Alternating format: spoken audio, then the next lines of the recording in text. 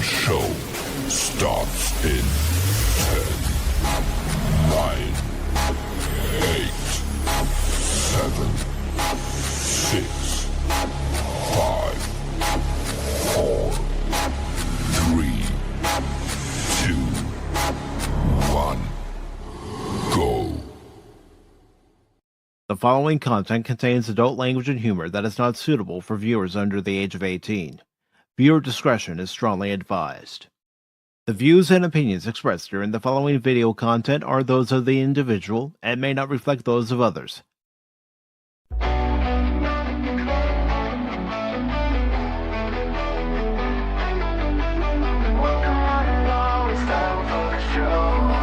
Pacific 4-1 for Pop Talk is here.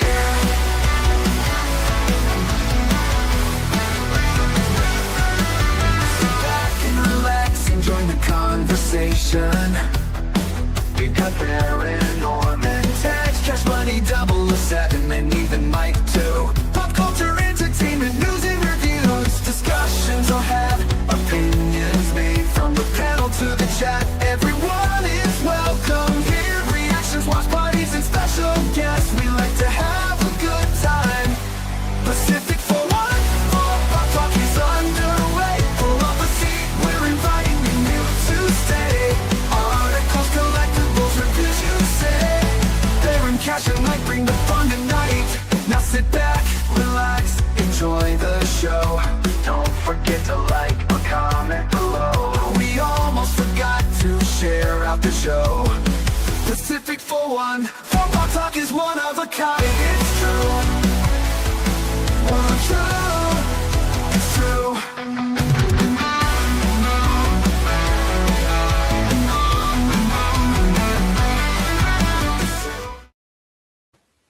Good morning, good afternoon, good evening, and welcome one and all to the Sunday edition of Pacific 4 and 4 Pop Talk, coming to you live on the YouTube channel and the Rumble channel on Cash Money Madness. Nope, no, it's not Cash Money Madness. It is the Phantom Hooligans. You might as well rename it the Cash Money Madness, but hey, that's just my opinion. That's my opinion too. Or you That's can like my opinion, man. Yeah, you could call it Phantom Hooligans, but you know, we'll leave that up to Cash. But I hope everyone is doing well on this Sunday. Of course, I'm glad to have everybody here. Glad to have Baron here. Glad to have Cash here. And I know Cash and I, we went for a while Friday night, a long while Friday night while we were playing some Evil West, getting rid of some vampires. Well, weren't we there, partner? Yep. We did what needed to be done, man. That ended up being somewhat of technical difficulties, but we got through it. Rumble told us to basically screw off after I rebooted the computer. It was very nice. Or OBS did. One of them did. Well, one of them did. I mean, I had technical issues last night with streaming the episode yesteryear, but I got it all resolved afterwards. Wish it resolved during the stream, but you know, for next time. But again, I do want to say thank you to Anti-Derivative Jill for joining me last night for episode 20 of The Adventure Continues. And for those of you who may have missed it, the next episode, which is going to be on Valentine's Day, is going to be The House of Quark from season 3 of Deep Space Nine. But really, before we get into anything, okay. I'm just going to say one quick comment.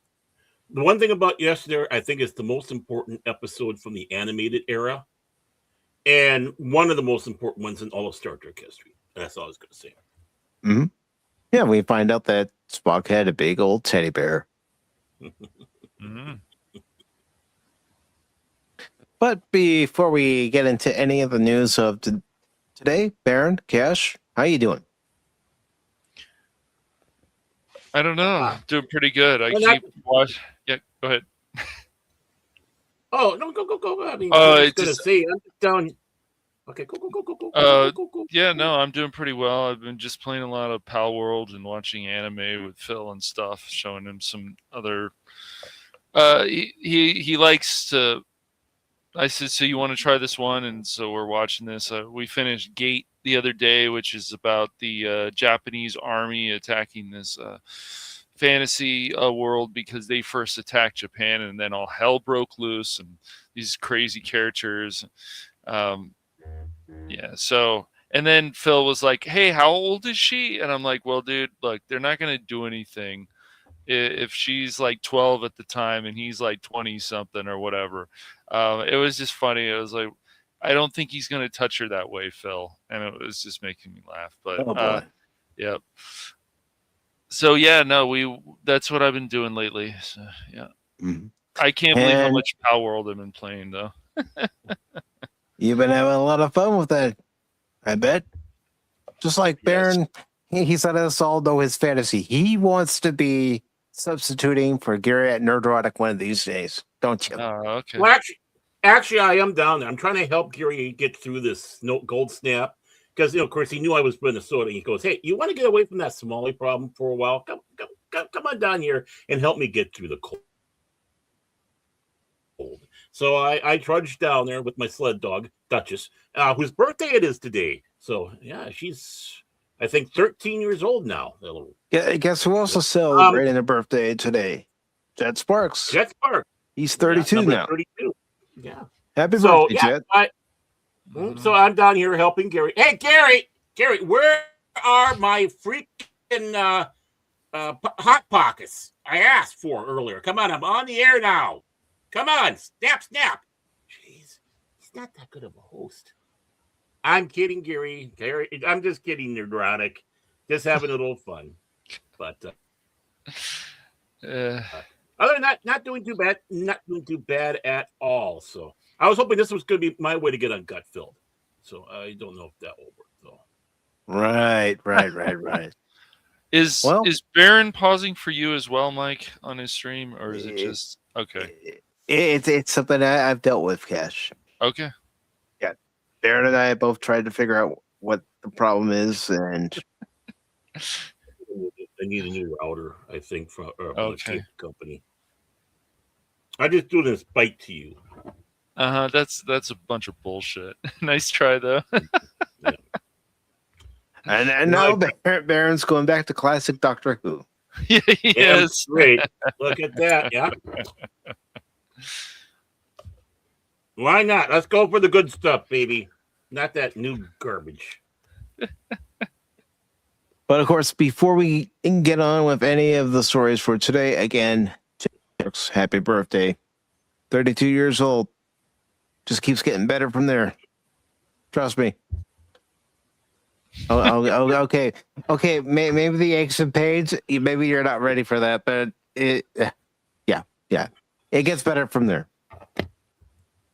But of course, I also want to say hello to Lady Mist. Good to see you, Lady Mist. I hope you're doing well this evening. I also want to say hello to Tim. Excuse me, Tim. Good to see you, and Helion. I'm glad you're here. And speaking of Helion, I do want to give everybody an update that Helion has posted on X, and she also posted in the Pacific Forum Board Discord to let everybody know that her daughter has made contact with her. Let's try to make that a little bigger. But Helion has heard from her daughter. She's reached out and she is safe.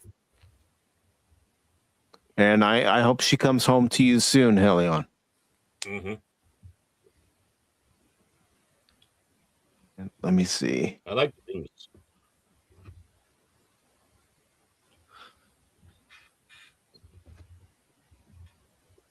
And what news was that, Helion?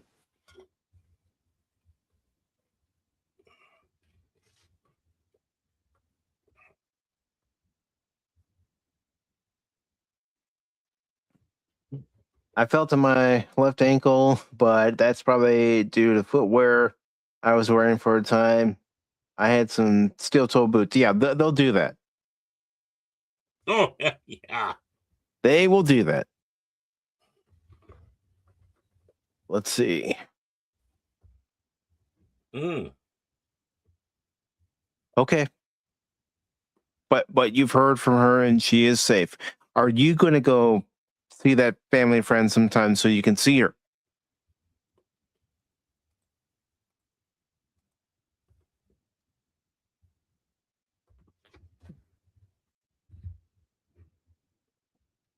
Oh, wow. I will be an almost empty nester. Okay. Well, I'm already there. But I hope you do get to see her real soon here, Helion. Yeah, definitely.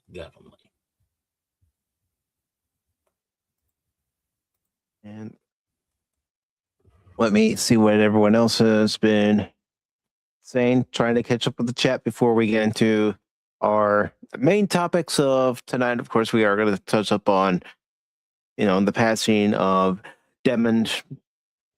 Am I forgetting his last name? Come on, Mike. Brain fart. Devin Wilson.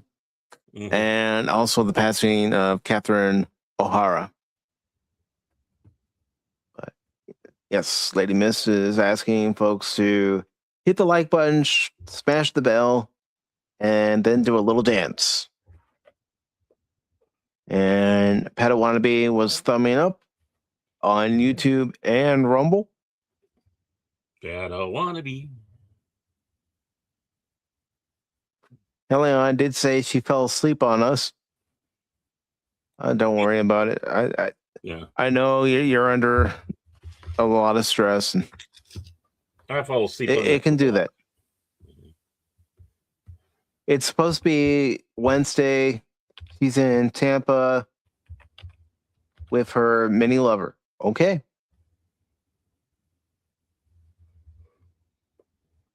But folks, we are going to get into a couple of sad stories first. Because they are important, because these two individuals were important as far as their entertainment was concerned, and played a big part in giving us all laughs. So let's go. Excuse me. Mm-hmm. That's what I get for being out in the cold, trying to chill away some snow. Yes, so we got a lot of snow in my area, which is very unusual. You're welcome. Thank you. Now it's -1 degrees here. Thank you. You're welcome. I wanted to share. Friends share. No, I think I'm gonna keep the black. You can keep that. Yeah.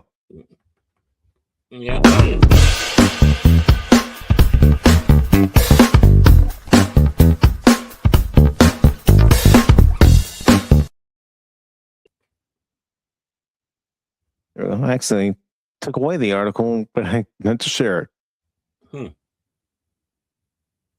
Nah, but first we're going to talk about Demond Wilson from Sanford and Son. He was the son in Sanford and Son. Mm-hmm. Well, now he's reunited with Red Fox. About time you got here, you big dummy. This comes from Anthony Lato. Come on, Mike, speak. USA Today, and Devin Wilson, Sanford and Son star, dies at 79. Mm-hmm. All right, so it says Grady Devin Wilson, best known for his role on the beloved 1970 sitcom Sanford and Son, has died at age 79. His representative confirmed. The family of Devin Wilson is deeply saddened by his passing. At this time, they ask for privacy as they grieve, publicist Mark Goldman said in a statement to USA Today. Personally, I had the privilege of working with Devin for 15 years, and his loss is profoundly felt. He was an unbelievable man, and his impact will never be forgotten.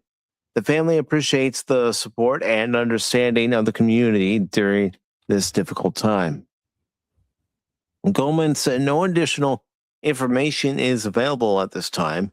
TMZ first reported that the actor died on June 30th, 2026, at his home in Palm Springs, California, from cancer-related complications, citing his son, Devin Wilson Jr.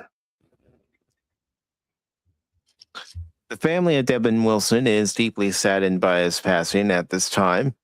They ask for privacy as they grieve. No further details are available, and the family has no additional information to share. Personally, I had the privilege of working with Devin for 15 years, and that's the same thing that his publicist just said. And according to the Hollywood Reporter, Wilson was born in the southern Georgia city of Valdosta. He was raised in Harlem and started acting at age 4, joining the Broadway ensemble for a revival of The Green Pastures. And by age 12, he was performing dance at the Apollo Theater. His acting education continued at American Community Theater and Hunter College, and he served in the United States Army's 4th Infantry Division for 13 months between 1966 and 68, during which he was wounded. He later returned to acting and performed in various off-Broadway productions. And it goes on to say his breakout role came in 1972 when he starred as one of the 2 titular characters on the hit NBC sitcom Sanford and Son. He played Lamont Sanford, the son of junk dealer Fred D. Sanford, played by co-star Red Fox. The comedy series was an American adaptation of the British sitcom Steptoe and Son, and ran for 6 seasons before concluding in 1977. It ranked as NBC's highest rated series and the second most watched show on television during season 2. The spin-off series, titled Sanford, aired without Wilson for 1 season but was not renewed. Mm-hmm. After learning about the series format, I was doubtful about my involvement in the project. I thought about it long and hard and decided to take a chance, Wilson said in Black and Blue, the Red Fox story, biography written by Michael Starr and published in 2011. Other TV credits include The New Odd Couple, Baby I'm Back, as well as films like Full Moon High in 1981. Wilson eventually became a published author in 2009 with the 2009 release of his memoir, Second Banana, The Bittersweet Memories of the Sanford and Son Years, in which he recounted his era on the series. In 1974, Wilson married model Cicely Johnson, with whom he shared 6 children. So, okay. That's all they have for Devin Wilson, but we lost another icon. I mean, he was part of Sanford and Sons, and it was a hit show. Oh, yeah. Even its reruns are worth watching. I know Definitely. when I had Sanford and Sons on, that's where I would watch it. Mm-hmm. Yeah, I mean, again, it's Norman Lear taking British shows and rebranding them here. That's why I don't hold Lear as high up as a lot of other people. Mm-hmm. But what a hit! I mean, I don't know. I don't know if anybody here has seen or even listened to the radio shows, because I used to do radio adaptations of the episodes to put on BBC Radio of Steptoe and Son. But you know, those are pretty wild in by themselves. And then coming over and seeing how Red Fox made that part his own, and he wouldn't have been able to done it without Desmond Wilson being the perfect, you know, straight man. Mm-hmm. You know, the poor foil of the whole thing, and with all the craziness that Red Fox, Fred Sanford put up. Who, by the way, Sanford was Red Fox's real last name. I think his real name is Fred Sanford, or was. So how apropos. But yeah, this was an amazing show. I mean, 1972, you have 2 black leads, a predominantly black cast. Mm-hmm. It was groundbreaking and such. And it once again goes against the narrative of today, where they say, "Oh, we didn't like any black actors, black TV shows, this, that, and the other. Yeah, we did. This show still has good values today. I mean, it's funny, but it has good values. And he even popped up as himself, Demond, as I think on an episode of Family Guy, and they said, "Oh, you're still alive?" He says, "I'm surprised too," or something. I laughed so hard. Yeah, and it's great. Yeah, and he was becoming basically a preacher and all that, and changing his goals in life. He should have had a better acting career, and I mean, not that he was a bad actor. That's not what I'm saying. It's the fact that he should have, people should have paid more attention to him because he was a really good actor. And it's kind of a shame because after this, basically, it's like, okay, we're going to put you on the Love Boat now, and such. And the new Odd Couple really didn't last that long. It's like let's turn the Odd Couple, make him black. I mean, nothing wrong with that, but still, no, had a good cast too. Yeah. Yeah, no. As long as you understand the humor and stuff of the original, yeah. Mm-hmm. Right, exactly. So, yeah, again, the second season being as highly rated and watched on NBC, which would have been like 1973 if the show started. Yeah, 1973 going into 74. Right, which helped lead the way to Good Times. Which helped lead the way to the Jeffersons, which led to its way to what's happening and what's happening now. I mean, it's like really, and Don't I know give them any ideas. Well, yeah, no. Neither Steph or Son are this should be. They're a product of their time. It wouldn't work nowadays. No. They've done it. That's right. Because these are the type of shows that have to be literally politically incorrect. They just have to be. There's no this way All in the it. Family. Yes, all of them. Mm-hmm. Right. And now I'm noticing that the politically incorrect humor is slowly creeping back more and more, which is great. A little bit more than you can imagine there, Cash. And that's a good thing because, the comics are fed up. People are doing it. It's just, it permeate over into television and movies now. And that's what we need because even when you have these shows that are quote unquote controversial and all that, that's making you laugh, it's also making you think. No, and we've had these all along.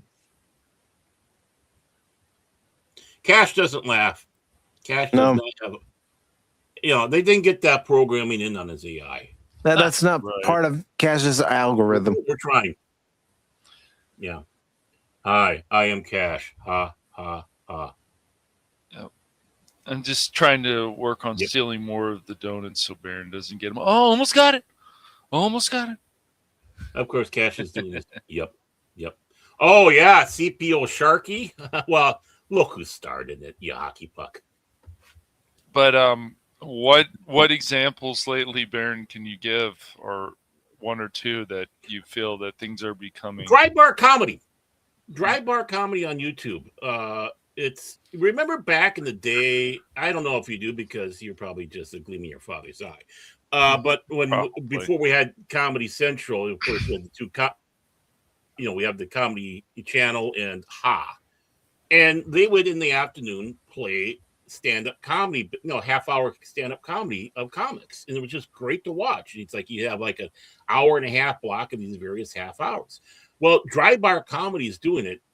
The big stipulation is you got to be clean. It doesn't mean you have to be politically correct. And my word, how what they're getting away with on that. I mean, Adam Carolla being on there a couple times already goes, this is kind of hard. Me doing a clean act, it's like, wow. But you listen to the what they're doing in there and how it's going. That is one of them there. Some of the others are coming out of the woodwork as well and being a little more daring with their humor. And of course, Where is it? YouTube. And it's going to spread because they're going to get the views. They're going to get the watches. Just like Spock sitting on a chair outdid that abomination of show. And it's showing Starfleet Academy. Yeah. No, I'm not going to say it. I'm not going to say it. I just did. That's Baron's favorite show, man. We don't want to mock it. I love the it's worth mocking. The Klingon half Jim Hadar Homada. Guys, I love it. I love it. I love it. And the fat hologram. I mean, you're going to design a hologram, and that's what you're going to get. Okay, yeah. That's not my design for a hologram. No, so we, Cash and I know what your design for a hologram would be. It is. I'm shocked. Yeah, that's a good impression we can do of Baron Bibbies. Bibbies. Babies. I don't know how he started that, but it's great, isn't it? Babies. Oh, Tim. I didn't make it through the first 15 minutes of that show. I don't know if you'll be able to make it through any of it. I could get by the just, bloody trailer. I guess Tim's going to start singing the Dawson's Creek song, I guess, too. No, he's gonna come back. He's gonna come back Tuesday during Shinobi and go, "Oh my God, I love this show. Starfleet Academy is the best show ever. You're just a bigot, Mike, for not liking it. You're misogynist. You're this, that, and the other." Meanwhile, I'm sharpening my palette. My power. That Klingon is not a true Klingon. A Klingon lives for battle. A Klingon lives to die in glorious battle so that he can be welcomed into the gates of Stovall. And even if he survives the battle, he wants to drink plenty of blood wine. Hi, we're the Klingons now. We started a boy band. Everyone knows Starfleet is high. I went to Starfleet Academy. And then I got high. Then I got high. Then I got high. You know, it doesn't. Even that won't help you.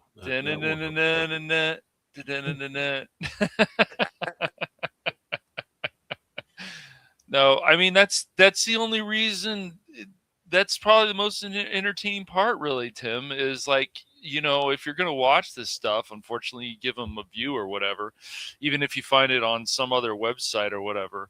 But just to mock a lot of this stuff, that's the only reason, you know, you read something like I Am Not Starfire or any of this stuff, read it or watch it. All you can do is mock it. It's too easy. Mocking. Oh no. Tim is probably going to be like Michelle from American Pie. This one time at Starfleet Academy? No, Tim. No. If you see a chance, get into a transporter and beam yourself off that show. On a very special episode of Starfleet Academy. I got a dinghy! Oh, man. But yes, Demon Wilson, may he rest in peace. And man, thank you for entertaining millions here in this country and those who have seen it around the world. Yeah. Yeah, if you haven't watched Sanford and Son, do yourself a favor and do that. That's what you are. You're a big dummy. Big dummy. Yep. I'm coming, Elizabeth. Yeah. Elizabeth. No. See, that's what Tim's gonna do after this Starfleet Academy watch party that he's gonna be watching. He's gonna be going.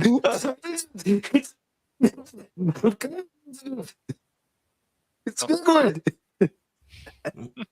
I mean, he doesn't know who Elizabeth is, but he's coming. Oh man! How could everybody not know who Elizabeth is? Yeah. Oh, well, Elizabeth.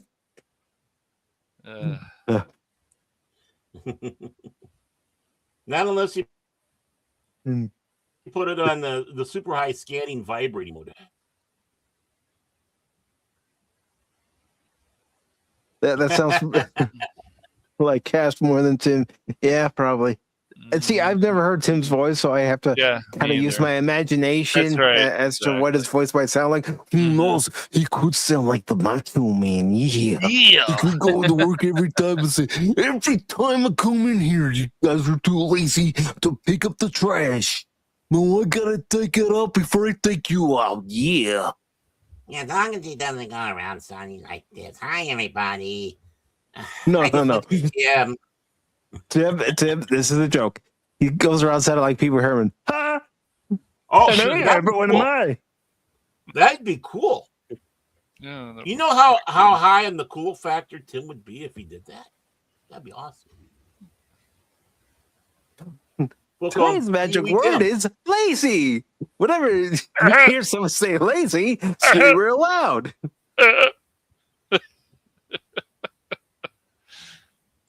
I'm losing. So no one told you Starfleet Academy was going to be this way. This show's a joke. Super woke. Season is dead on arrival. Oh, don't tell the wokey pokies about that. They're all, this is the best Star Trek ever. This is true Star Trek. No. With the way the humans are acting like we do today, no, that should be on an alien species. That's how it's always been for Star Trek, where the Starfleet officers represent what we hope to aspire to be, while the alien species will be dealing with the stuff that we're dealing with now. And it's up to our valiant crews to figure out how to solve this problem without violating the Prime Directive. Yeah, they don't know a damn thing over there. No. Yeah, that's why you can't trust the Skydance Paramount merger still. It's like the I don't trust it. That happened recently. You can't trust this stuff. Oh, if Netflix get it, it'll be better. No, no, all sucks. Neither company in charge of Warner Brothers is going to help. Nope. You allow stuff like that to go through, and it's like, oh, but it had to go through. No, you can still stop it. Oh, Starfleet Special Ed. See, there's a reason why they're in their starship, shoved away from everybody. This is the short bus in space. This is the short bus in space and left the good ones behind in San Francisco. We need Bortus to say, "You will be silent." Tell the whole crew. I don't have that clip on here. If I had that clip on here, then I would play it. But I don't have that clip on here, Cash. That's okay. He's clipless. He's clipless. No, it's on it's on the hard drive. I just don't have it on here in StreamYard. Yeah, trying to cause trouble, Baron. I'm talking about here. You're clipless here. Baron is trouble, man. He's more trouble than us. He is. He's black and white. What did I do? What did I do? Play that innocent routine. There's nothing innocent about this man right here, ladies and gentlemen. Nothing innocent about him at all. Because he's in black and white and he's trying to show some new image. I think he just needs a laugh track. That's what he needs. Hey, I think I'm going to go black and white from now on. What do you think? This looks pretty good, doesn't it? Yeah. Now, Pacific 404 Pop Talk presents Baron. Baron Well, Corey G, everybody. It's so great to be Baron here. Noir. Here I am on DuPont Network. Yeah, we at the DuPont Network expect 60 years of great television. That's right. We're going to be going on and 60 on. years. 60 years of great television, but where's your Winston Smokes commercial? Huh? Yeah. Oh, I can do one. We've got 2 billion hours of Doctor Who here of the old episodes. That'd be cool. That would of the old episodes. Yeah. Oh yeah. Well, the last thing and Kurtzman's contract doesn't run out till 2027, supposedly. Whether that's true, I don't know. All we have to do is show the Klingons what they've done to Klingons. Yeah, his contract will be over very fast. Yeah, if you know what I mean. But it's funny you should say that. Pops and I did, the one De Palma film, Blowout. And of course, in the beginning, there Travolta's walking around everywhere smoking, including inside the freaking hospital. And he's putting in, go over to Pop's channel and watch what we have. And he's throwing in cigarette commercials through the thing because of that. So it's funny you should bring up, commercials that involve smoking. Well, I mean, another reason I bring it up is because I saw a thing, a thing on X advertising the revival of the Muppet Show. It will never be the Muppet Show without Jim Henson and Frank Oster. It's really amazing to me also that Seth Rogen is so much involved in these things. Yeah. But what I was going to bring up was the fact that when the Muppets first started out, they did do commercials for cigarettes and cooking, oil like Crisco and stuff like that. Crazy stuff. Well, the thing is about the Muppet Show is the Muppet Show was not a kid's show. It was never intended to be a kid's show.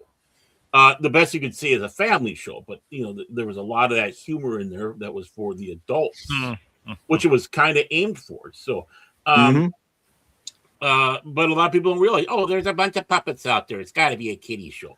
And thank God that, they were good enough to make the show so you wouldn't be causing whatever to the kids watching it. It's like, what they put jokes.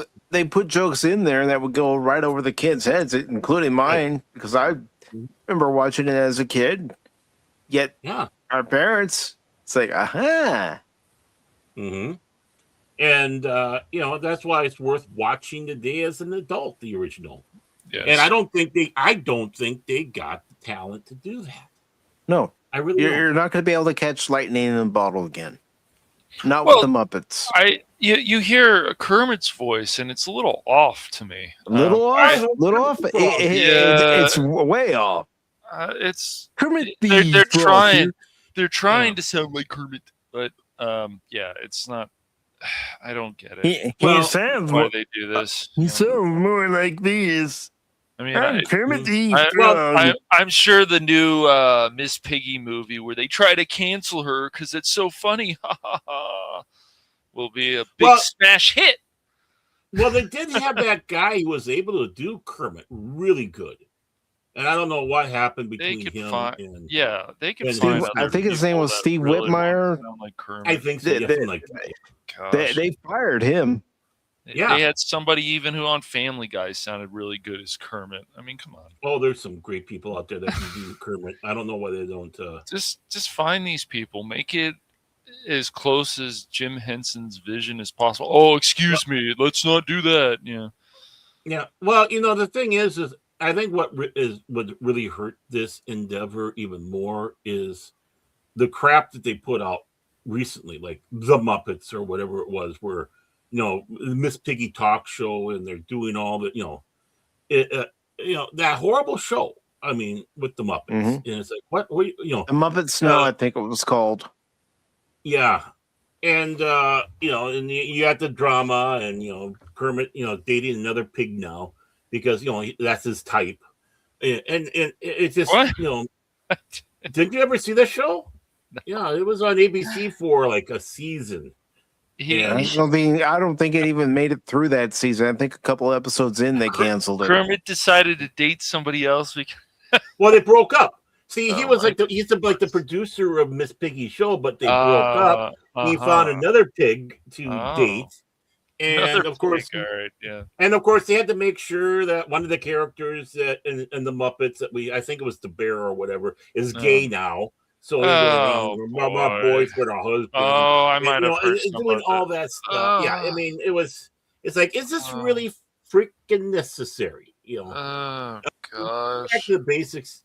I'm not saying dumb down the Muppets. Well, this did kind of dumb down the Muppets, but it's like just remember where you came from. And that's too controversial now. And Gazanier says it would be funnier if Kermit was dating Amy Schumer because he has a type. Yep. Now that would have been funny. But she's Jewish. Would that be kosher? I don't know. Huh? I heard Frank Caliendo say he just goes to a little higher voice than Kermit to get Seth Rogen. What? Yeah, Seth Rogen.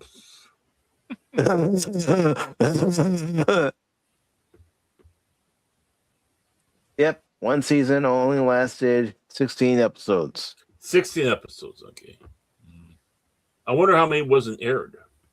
Hmm. How many they filmed, actually. Because you get that a lot of times, where... Still got more episodes in the Clerks animated series. True. Which was good. It was really good. It was very... Hey, and now Charles Barkley. Charles, get out of here. Get out of here, Charles. Oh, it's so funny. So but love it. We do have another sad story to get to, and just like Dedmon Wilson, this one also hits hard. Mm-hmm.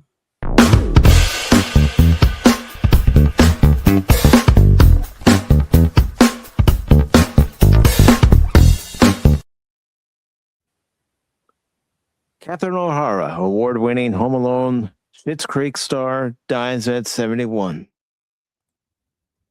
He was also part of SCTV and got her early start with John Candy, Eugene Levy, and Dan Aykroyd.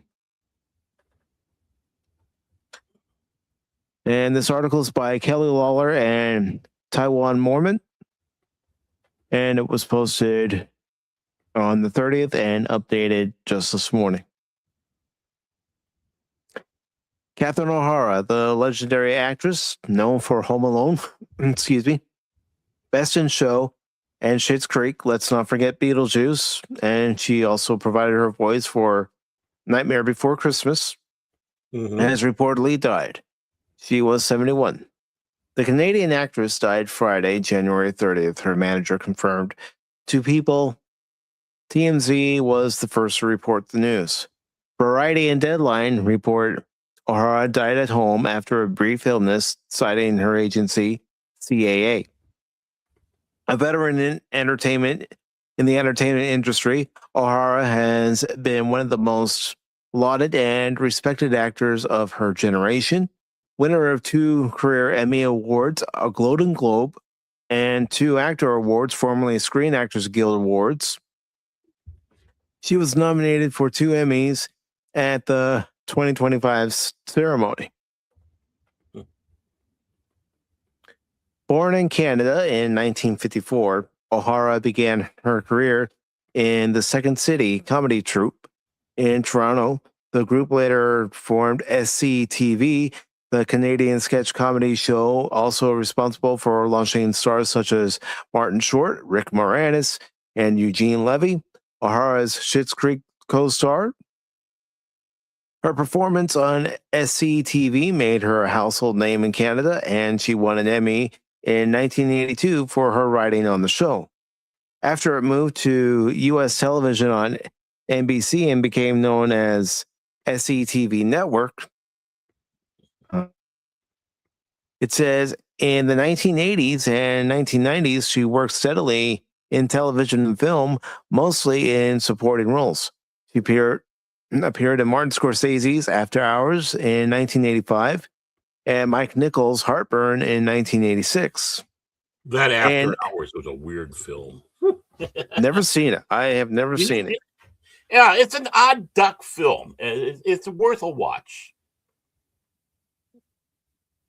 In 1988, she danced to Deo and Tim Burton's Beetlejuice as Delia Dietz. One of her best-known performances. She would later collaborate with Burton again as a voice in 2 of his animated films, The Nightmare Before Christmas in 1993 and Frankenweenie in 2012.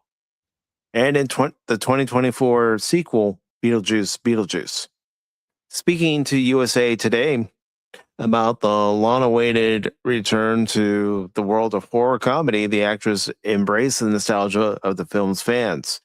Fans whose parents let them see the movie as kids or at the age where you look at those times in your life and you remember them fondly, she said. In 1990, she landed her most iconic role in the Christmas classic Home Alone as the mother of Macaulay Culkin's poor forgotten Kevin. She reprised her role in the sequel Home Alone 2, Lost in New York, in 1992. O'Hara and Culkin have maintained a close relationship since the film, and she was there at the actor's 2023 Hollywood Walk of Fame ceremony to honor him. Mama, I thought we had time, Culkin wrote on June 30th on Instagram in a tribute to O'Hara. I wanted more. I wanted to sit in the chair next to you. I heard you, but I had so much more to say. I love you. I'll see you later. And there she is when she's on the phone trying to get back to Kevin in Home Alone. The actress frequently collaborated with director Christopher Guest for his signature mockumentary films, including Waiting for Guffman. Never watched that. Best in Show. Heard it was good, but it has a great line. It has a great. Waiting for Guffman has a great line. I hate you and I hate your ass face too. A Mighty Wind. I have seen that. Yeah, Mighty Wind is very good. Yeah, for your consideration, during the 2000s, she earned praise for her work as guest star in series like HBO's Curb Your Enthusiasm, 6 Feet Under, and in 2010, she received her first acting Emmy nomination for the TV movie Temple Grandin, alongside Claire Danes. O'Hara's fame and career prospects took off even further with Schitt's Creek, which premiered on Pop TV in 2015 but became widely popular after it was subsequently added to Netflix. In 2020, she won an Emmy for playing Moria Rose, the theatrically high-maintenance family matriarch opposite Dan and Eugene Levy and Annie Murphy. She took home a Golden Globe for the role in 2021. She most recently appeared alongside Seth Rogen in his industry satire The Studio on Apple TV and in the second season of HBO's zombie apocalypse hit, The Last of Us. She received Emmy nominations for both of those performances. Well, I mean, she could act. She could do, the straight role, and she could do comedy. She had the chops. O'Hara married production designer Bo Welch in 1992 after the two met on the set of Beetlejuice. The couple has 2 sons, Matthew and Luke. The family has resided in the Brentwood neighborhood of Los Angeles, hoity-toity neighborhood, for many years. And O'Hara was named the honorary mayor in 2021. O'Hara spoke with USA Today in 2025 about her Michelob Ultra Super Bowl commercial in which she appeared alongside William Dafoe, saying that she had finally reached career success not for her film or television work, but for an ad. I bragged to people that I'm doing a Super Bowl commercial, O'Hara said at the time. It's like, oh, I've made it. When discussing her experience in the industry and in comedy, she added, it's a beautiful gift to be able to laugh, and especially to laugh at yourself.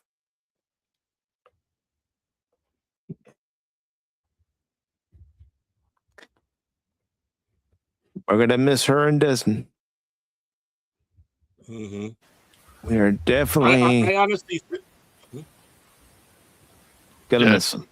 Yeah, Catherine O'Hara, watch Schitt's Creek. It's quite funny if you get a chance. And definitely watch Home Alone and SCTV if you find it somewhere. It's I'm sure it's somewhere around. That's quite funny too. I'm sure you can find there's some old clips on YouTube. Oh, good. I think they have whole shows on it. And I can't remember if one of the free services actually did have SCTV as well on there. But I honestly think she was ill a little bit longer than just a short illness, because you see some of those pictures, Yes, and Yeah. how she's really starting to look ragged. Which, honestly, you got to give her credit for her professionalism to continue acting, going out there and doing right. Mhm. that as long as she could. I mean, that's a sign of someone who loves And what they're doing maybe and a that was her professional. thought process. Was as long as I can act and do the role, I'm going to keep acting. Yeah. So Sanford and Son, go find that with Damon, because he passed away. Wilson, obviously, just recently, and then Catherine O'Hara. Haven't watched Home Alone and Home Alone 2, do yourself a favor and watch those. Beetlejuice. Come And on, you gotta have Beetlejuice, watch of course. Beetlejuice. Yeah. So Yes, yeah, man, no, man. you gotta watch Beetlejuice, and if you don't like it, you can. No, I'm just kidding, but definitely do yourself a favor and watch Beetlejuice. Come on, come on. What's wrong with you if you don't like Beetlejuice? Come on, there's something seriously wrong with you, bud. I still if you don't haven't like watched Beetlejuice. I still haven't watched the sequel yet, but I enjoy the original a lot. I like the original more than Beetlejuice. That's my opinion. That way. There's some things in Beetlejuice. I was like, okay, yeah, no. So. But if you guys want to do it as a watch party come October, let me know.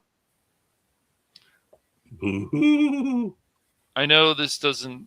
The reason, of course, we talk about these things is they're important. I know this is not like the main topic of the stream, but these things are always important. So it's always important to remember those entertainers who did bring joy to our lives. So I will let everybody know that if something ever happened to Jane Fonda, don't expect me to do anything about it.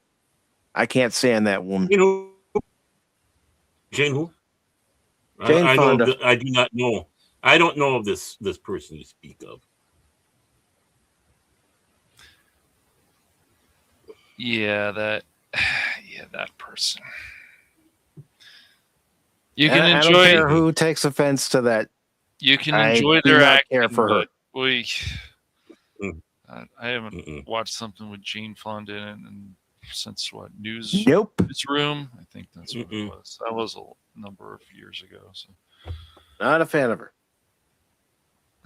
And yeah, that does have something to do with the influence of my uncle having been a Vietnam veteran and other Vietnam veterans I knew who did not like her, but especially what she did during that war. My dad and others, yeah. I mean, yeah, there's a lot of vets out there who, I mean, and the sad thing is that she was in a great movie called Cat Blue, right? Great film. Lee Marvin playing dual roles and all that. But, she happens to be slinking around in there. And, of course,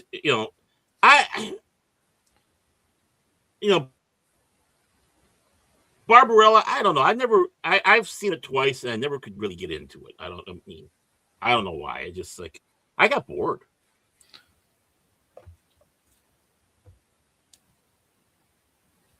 But this is a woman who had plastic surgery to make herself look good, especially when she's doing her exercise videos that all the women were going crazy for in the 80s.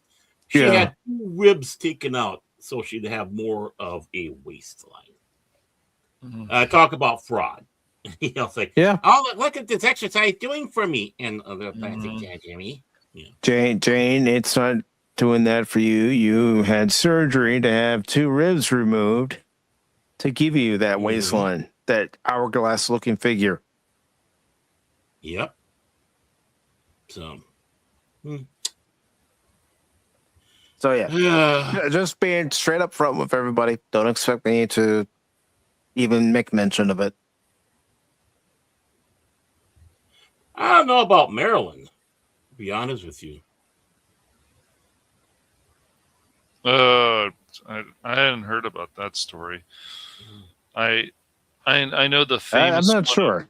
of course, is how she acted on Some Like It Hot. Oof. Yeah. The director was not happy. Yeah, she acted like a complete and total diva. Mm-hmm. Yep.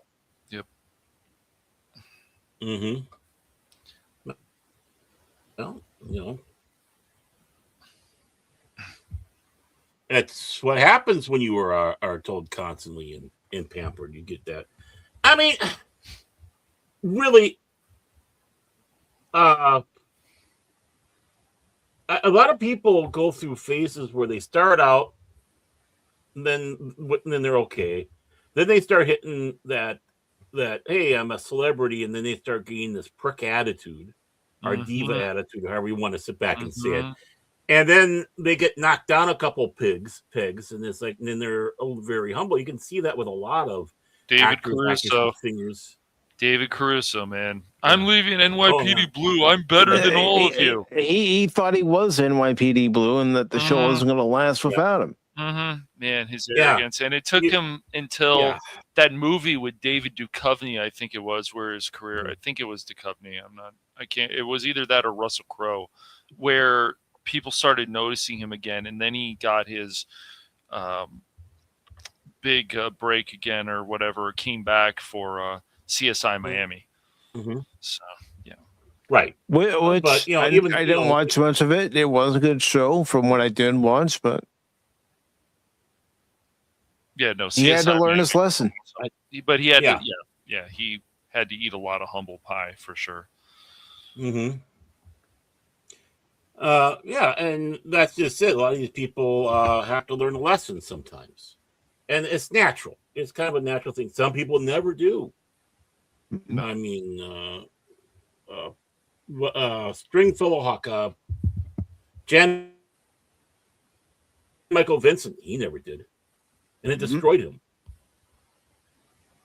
So, and now, folks, with the articles that are coming up next, they're all part of today's topic: the failures, the layoffs, and the trouble that the gaming industry is currently in. The failures, layoffs. I'm fired. Yeah, Baron, you went in there like a virus and you just started infecting everything, man. Oh, no, now I'm sad. He's sad. Baron's sad. Well, okay.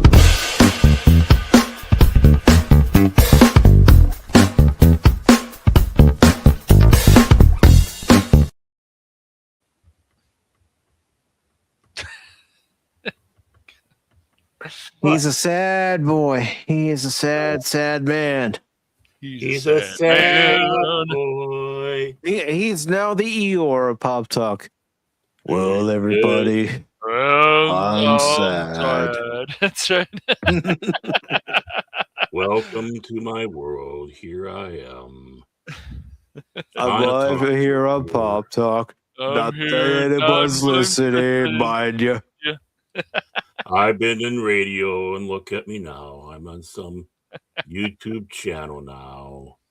Oh my, the humble. I barely get my 2 cents in belly button for these conditions are not that great, mind you.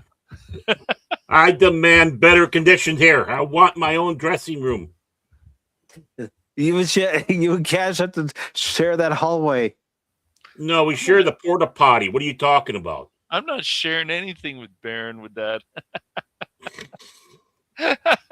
Cash is gassy. It's from his vegan diet. Vegan? No. That vegan and stuff. And Godzilla there says, I wonder how many of those 16,000 were tech girlies just doing TikToks of their breakfast and work nap time? Who knows? Yeah. Like, oh my God, here I am. I'm eating my breakfast. Yeah, I have avocado toast. Oh my God. Oh my God, man. I need my personal space. I need my safe bed. No. You need your privacy. My privacy. I need my privacy. Privacy. I need my privacy.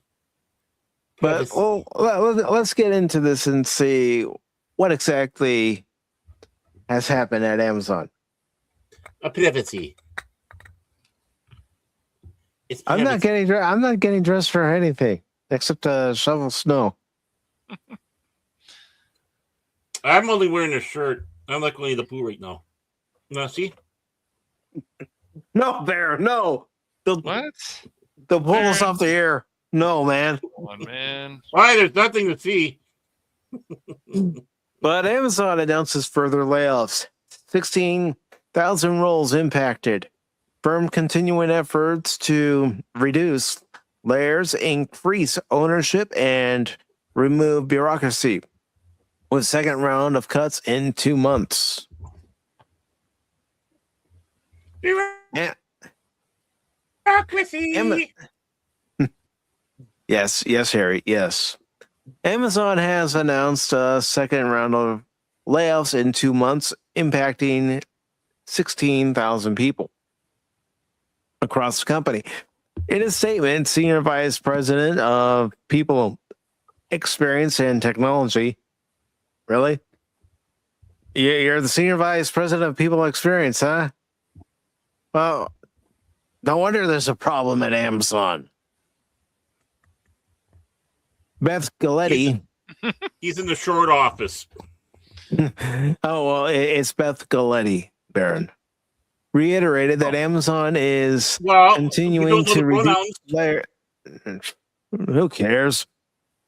Well, I'm just saying we don't know the pronouns. Maybe I'm right, huh?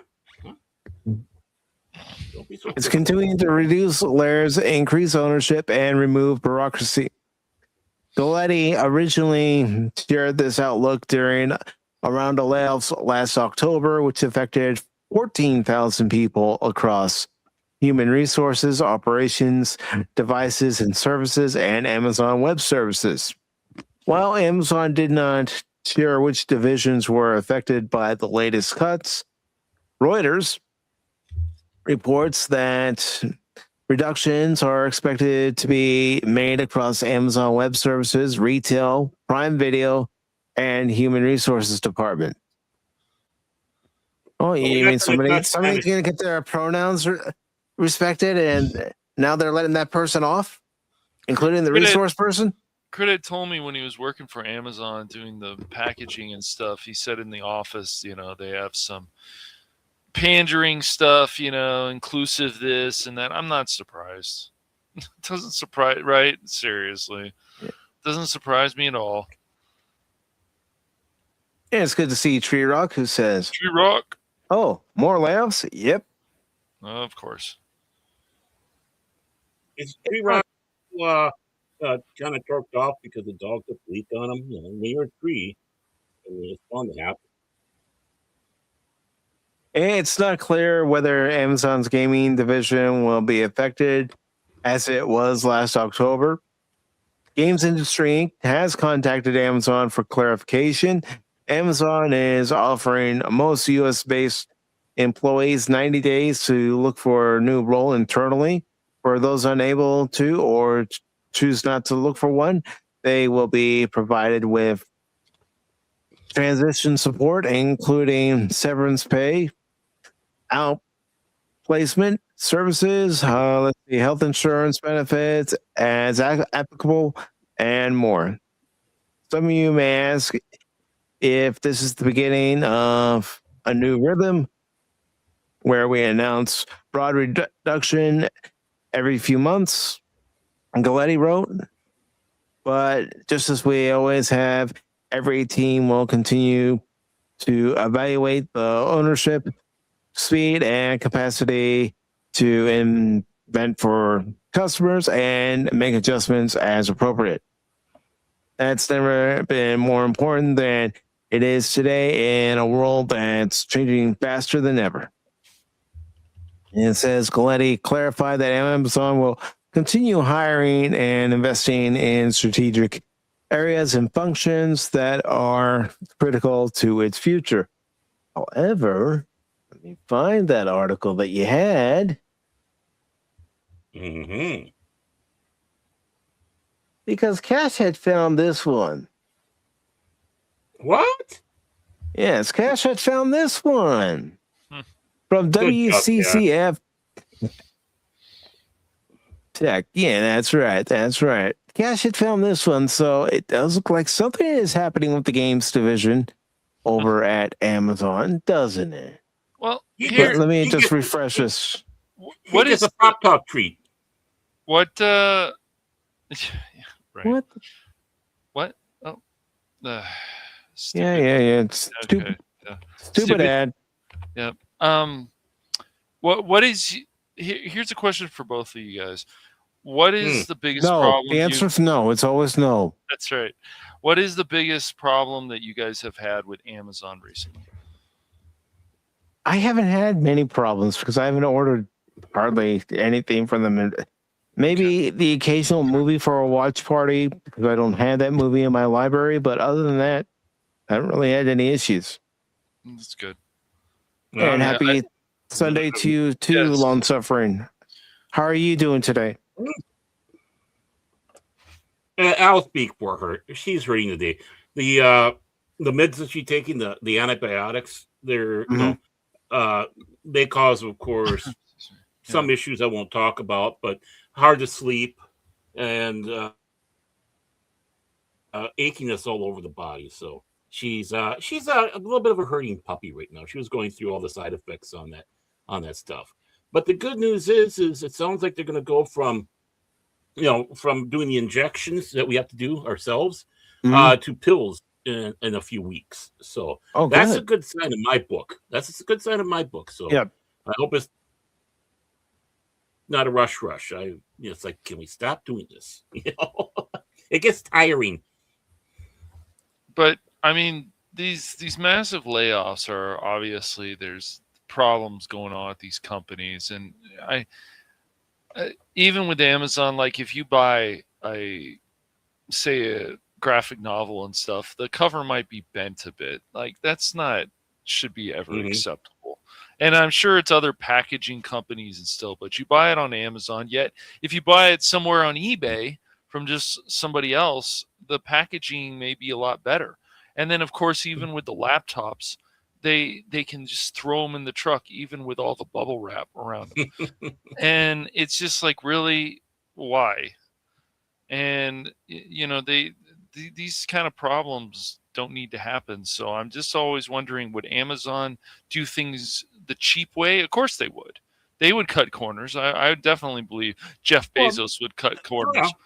Yes. The last thing I ordered from Amazon that I physically got from them was a tool set. It was a small tool set. And they put it in a large box. You put this small tool set in this large box. Why couldn't you just put it in a mailing envelope? That'd have been a lot easier. Trust me, as someone who's done a lot of packing for shipping and stuff like that, they drive me nuts when I see how the stuff comes. It's like, what the hell are you doing? Seriously. Just like you said, Mike, why is it in this big box? Right. They got smaller boxes.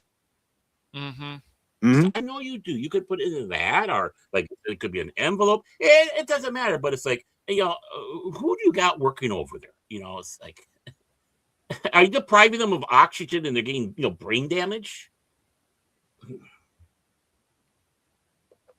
I respect my local Amazon guy.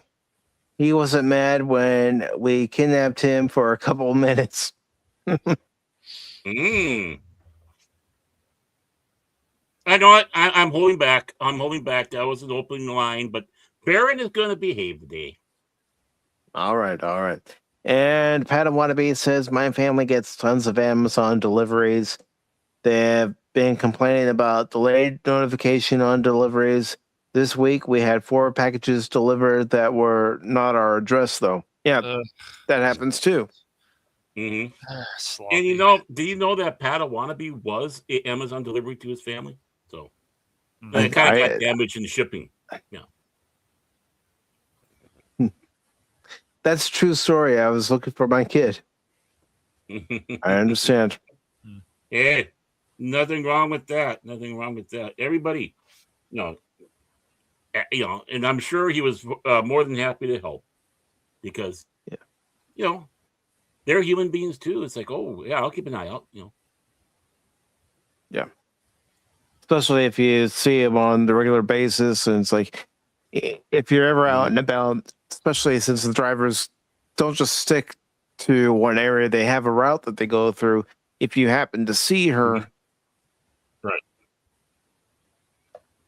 and if he's given information, he can pass it on to the rest of the drivers. Both over there. So, but Amazon can also do a good job, so it's a toss-up. But this article that Cash found says Amazon game studio boss Christoph Hartmann departs amidst massive company layoff impacting 16,000 people. I found the previous story. Cash found this story, so they tie together, folks. I found those stories. Yeah. About that 2 cents, the belly button lit. I might have to hold that back this month. Not the belly button lint. Leave my belly button lint alone. That's sacred stuff. That's part of my religion. Oh my gosh. You keep talking about that. There's a certain person who's going to pop up again. I told you. Why do you think I'm saying it? And this is by David Carcassel, was posted on the 28th. And it goes on to say, after Amazon went through a mass layoff in October, which saw 14,000 people lose their jobs and resulted in significant cuts to Amazon game studios, with the shuttering of New World Artem and the cancellation of an upcoming Lord of the Rings MMO, the company has confirmed it will suffer yet another mass layoff, with 16,000 plus people being cut this time. While it's unclear if Amazon Game Services is getting hit again, a new Bloomberg report indicates that the head of Amazon Game Services, Christoph Hartmann, has left the company. Well, I'd say they got hit again. Mm-hmm. The layoff first reported by... Go ahead. He left the company, was never seen again. So if you've seen this guy, please call. The layoff reported by Reuters is said to be impacting Amazon Web Services, Retail, Prime Video, and Human Resources Division, just like that previous article mentioned, and not Amazon Game Services. It's also reportedly a result of Amazon leaning further towards AI technology in an attempt to push more efficiency. You better believe, and this is just my hunch, you better believe this is going to affect the games division, and that's probably why Hartmann left. Mm-hmm. He's not going to stay on a sinking ship, would you? I'm still here. Yeah. Very funny, Darren. Parents like, I got him. Bloomberg's Jason Shearer broke the news in a short post on his personal Blue Sky account, noting it as yet another indication of Amazon moving away from its previous strategy of developing and publishing PC and console games and shifting its focus toward cloud services like Amazon Luna. You know what the most amazing thing about that is? He posted it on Blue Sky and he actually referenced it. Mm-hmm. Yep. And again, if you have somebody say, yeah, we're not going to be developing our own games for PC and console anymore, well, then you would think, again, this is just me speculating, you would think that part of these 16,000 people being cut is coming from the games division. Mm-hmm. Hartmann has yet to directly acknowledge his departure, though the wording in Shearer's post does seem to indicate that he made the decision to leave amid restructuring rather than being laid off. Hartmann initially joined Amazon Game Services in 2018 and led the division throughout his tenure with the company.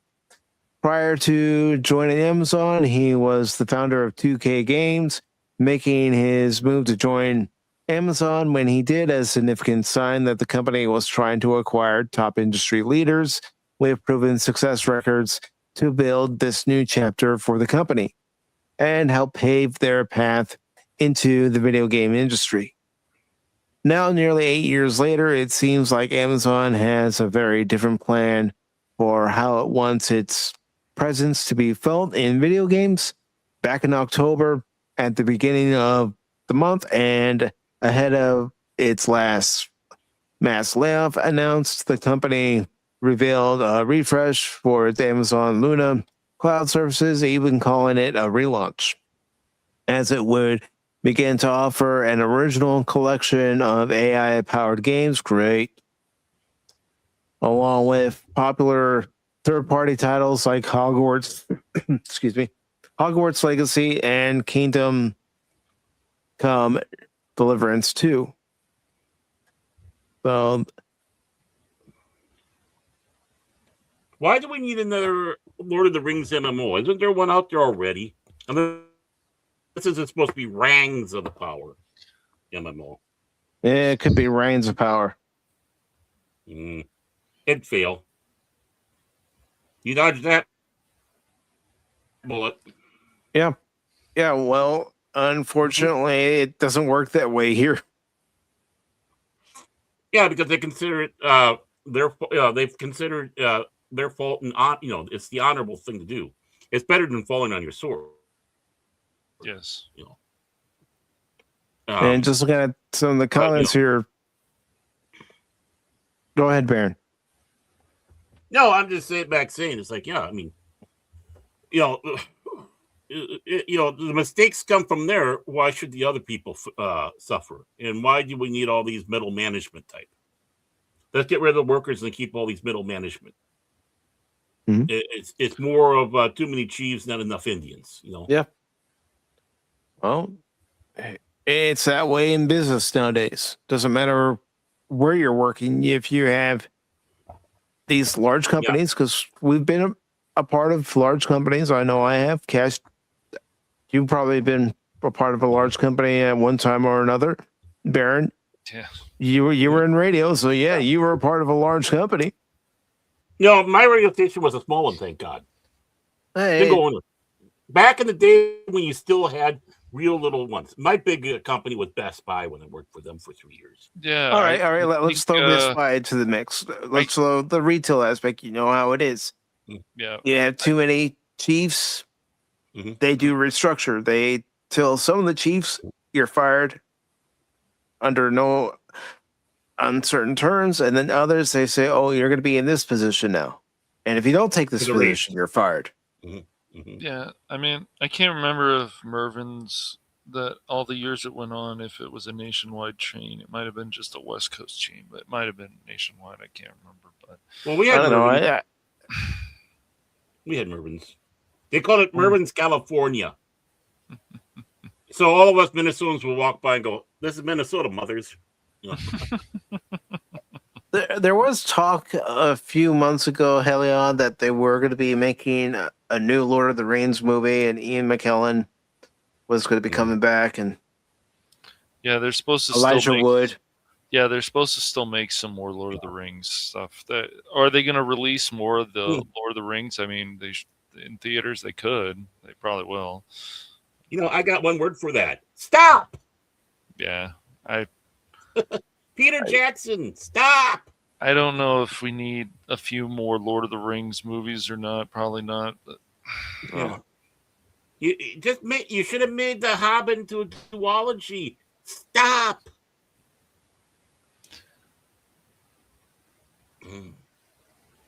That was my editorial.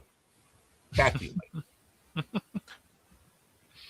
As far as the relying on previous material, I have no idea if this new movie is going to rely on previous Tolkien material or not. I mean, it was crazy to me when with the Rings of Power or whatever, and I agree with Phil and I have had conversations about this stuff in the past. That if you just called it something else, it could have been possibly a big hit instead of calling it related to Lord of the Rings. But what was the craziest thing I remember was when the first season came out, Amazon thought it was a good idea to censor comments that they didn't like. That's always they did. We covered it on Pop Talk. Yeah, that was really just something really ridiculous. I tried to make a comment, and that morning, the comments were suspended. Yep. It's like, what? Heck, I watched the first 3 episodes of The Reigns of Power. If you really feel that any of this entertainment or stuff that you buy or something you're not happy about, you don't need to hold back. You don't need to call these people a bunch of jackasses and stuff. But you don't need to hold back on your review. But this is what they want to do. They don't want that negativity, as they say. So. It's review bombing, Cash. Get the terminology right. Yeah, get your review bomb right. Review bombing, sure. No, that's something that a jackass would say. But it's just they don't want that negative. They want these people always kiss their ass. And if you don't feel the product's very good, you don't need to kiss any of these companies' asses. Actually, I'm not kissing anyone's ass. You can praise them when they do something good, and then you can say negative. And that's what Baron had said. That's what I've said. That's what you've said here on Pop Talk before. If they do something good, if they produce a TV show that's actually good, produce a movie that is actually good, you praise it to high heavens. But if there's something that they do wrong, if there's a TV show that you're not liking for various reasons, or a movie you're not liking for various reasons, don't be afraid to state your opinion and bring up why you don't like it. Exactly. I don't like Starfleet Academy because it tries to be too goofy. It doesn't feel like Star Trek. In that you have human characters who are in Starfleet acting like we do today instead of, like I've said before, putting it in the perspective of the aliens who are acting like we do today, and the Starfleet officers who encounter and say, they remind me a lot of what I read in history about people back in Earth during this period of time where we were like this. Yeah, well, they don't care about insulting characters, putting characters together in a relationship, which makes no sense, and on and on and on and on. That's still a lot of that's going on today, unfortunately. So don't be afraid. It stinks. Yeah, even when it comes to games, if there's a game that you don't like, because let's say the controls aren't very good. Let's say the story for the game isn't that good. Or various technical issues are hampering your ability to enjoy the game, then state it. And none of us should be afraid, as someone who's going to spend our hard-earned money to purchase a product, and that's what this is. That's what a game is. That's what a movie is. Yep. That's what a television show is. If you're paying for a streaming service, you're paying for the product that streaming service is providing. And if it's not good, then you let them know. And you let them know why. You don't have to be a jackass about it. No. They used to like creative, not creative, but, constructive criticism. Thank you. That's the word. Thank you. You go in there and say you love it, but this doesn't make sense. It's really dragging me out of what you're having, and then it's like, oh, we better polish this up. Many shows did that back in the day. Whether back in the day when we had to actually write letters. Yep. You realize how I got carpal tunnel sending all these letters and shows going, you suck. I hear you were doing that when you were 4 years old and you saw a cartoon you didn't like. You would write to the production studio for that cartoon. Did you? Dear mister, you are doo-doo. Woody Woodpecker is not doing what Woody Pecker should do. He's not He's not hitting that tree enough. Come on. He's not properly peckering his wood. It's like, he's not getting that wood powder. A little bit of product placement. I see that. I see that, Mr. Target guy.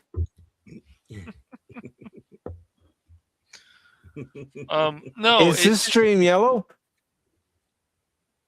No, It's no, it's not yellow. No, I haven't pissed yet. No, this stream is not yellow, and I will check one more area. But no, they want to. A lot of the media, of course, will try to shield these companies and start their crap again, and use this started coming up this term probably a few years ago at least, where people are like, they're review bombing this game, man. They're review bombing this game. It's like, no, it's They're just review bombing the show. No, your show sucks, and we're letting you know your show sucks. Are they spamming stuff and showing their displeasure? Yeah. Can they be stupid about it? Of course they can. Mm-hmm. Yeah. I saw people were putting dog poo and whatever when all over IGN in one of the comment sections because they were very upset about what was going on with GTA 5 online. So it was disgusting. And I'm like, wow, they got to use those mods to remove this stuff. But yeah, it was pictures of dog poo. They were not happy with Rockstar why at was all. you doing your job? I know I wasn't. That was the time I was a mod. So that explains a lot. That's why he's not a mod no more. He let them all go through. He just been laughing at everyone going, "Oh, that's funny. Oh, that's even funnier." Cash, what are you doing? You gotta get this stuff. No, it's funny, man. You're supposed to prevent this stuff from showing up on our website. You're letting all this go through. Right. It's funny, man. It's funny. Don't you get the context? No. Wait a moment. There's 3 of them from you, Cash. You're fired. And that was around what? When I was a mod, around 2016, 20 something around there. But no, this was before that. But it was crazy. I'm like, but yeah, they people get upset about stuff usually for good reason, and then like the media, they want to shield these companies all the time. Like, oh, how could they review bomb this? Or it's like, no, they're trying to send a message to say. And they can be stupid about it, sure. Like something changes, and they're like, "We're gonna show them and whatever." And then, of course, the media review bombing. How could they do that? And then other people latch on to it too, the other drones and stuff. Yeah, they would be right if the show had good ratings. Right. They can't say that about Starfleet 90210. No. Or Dawson's Trek, or whatever you want to call it. Dawson's Trek. Their ratings, it's absolutely in the tank. And Gary, it's not even on the charts right now. Right? They had to make it go private on YouTube now because of how embarrassing it is. That's not review bombing. No, there was a follow through. Yeah, and that's the thing that needs to be taken into account. Now, of course, the news is part of it all. They're all incestuous. How many of these, are, who does Paramount have their fingers in with the media and the press? Same thing with Disney, all these others. So, the messages go down. They talk to the people, say, hey, you got to protect our interest. Just say that they're a bunch of chuds that haven't touched grass and they're review bombing with bots and they're incels and don't worry, we'll get to that article when we get to the Ubisoft stock article. We'll get to that. Am I getting ahead of myself? I didn't realize that. My apologies. Yeah, it's all good. But real quick, I want to say hello to Sivo, who says I find myself playing less known games like Sworn over my big AAA title games. Yeah, because the independent games, they're a lot more fun. Yeah. If you haven't tried Repo, I think you'd have a lot of fun if you could get a group of people together and play that. But who would like to read the next story, which I have put into the private chat? I think being that Cash is not doing his proper job of being a moderator because this is whatever. No. I don't think so. Baron can read this one since he wants to say okay. Go ahead. Hey, Baron. you haven't read anything in a long time. Okay, I'll do it. I'll do it. Real quick, before you do, I just want to thank Polar Player over on Rumble for rating the stream. Thank you very much. Really appreciate it. Welcome aboard. Hey, man. Great job. Just don't read the All right. fridge. I want my beer. No, is this one of Cash's articles? And I'm No. reading it. Yeah. No, actually- it's one I found. It's one I One found. he found, dude. Okay, make note that that I'm reading this article. He's next, okay? And make sure it's one that has Yeah, of course he's next. Of course he's next. Don't worry. make sure it has a Here we lot of go. hard names. So you got that up? I haven't selected a Japanese anime related one in a while. Yeah. So the Yes, next sir. one I I'll have do, to- I'll give it to Time to Cash. go up.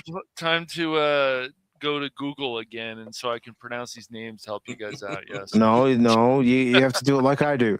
You just No. gotta. No, I You, refuse. you just have to try to say it No. at the moment. Hell no. And if you fumble, you fumble. Hell no. Nope. Not gonna happen.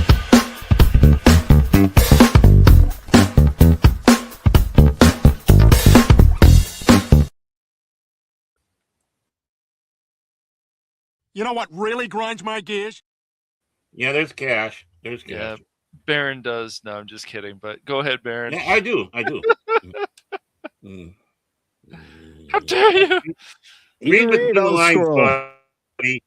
Read between the lines. Okay, what we got here is some bounding into comics, which is not as bounding as it used to be, but hey, we'll still read them. That's for sure. Yeah, you should hear the diatribe that Cash had before the show. I mean, whew, that was a show-worthy diatribe. Yeah, sure. It started. I come walking in to the green room, and You know what really grinds my gears? Sure. Yeah, but Baron. that's Here we Cash go. every day. Just ask Helion. I mean, how many times Sure. has she already had to Whatever. hear the professor go? Yeah. You know, Helion, this is what grinds my gears. Mike and Baron, they're Yeah. always picking on me, and I This can't is- handle it anymore. This is what happens when these people watch too much CNN. They think they don't, but I don't watch CNN. Sure, it's okay. I barely watch any of the news. I Uh-huh. read about it, but I don't hardly ever Sure. watch it. Sure, it's okay. I don't even watch my local news. Mm-mm. It's all right. Sometimes they're the worst, especially here. It's okay. What's this professor thing? What is Cash getting called professor now? No, No, that is no. fake news. Helion let me know that Cash reminds her of a professor that she once had because of the way he talks. Can't help it. I keep myself informed on a lot of things. So, anyways, continue on. So, No, so- it's more like your tone of voice, Cash.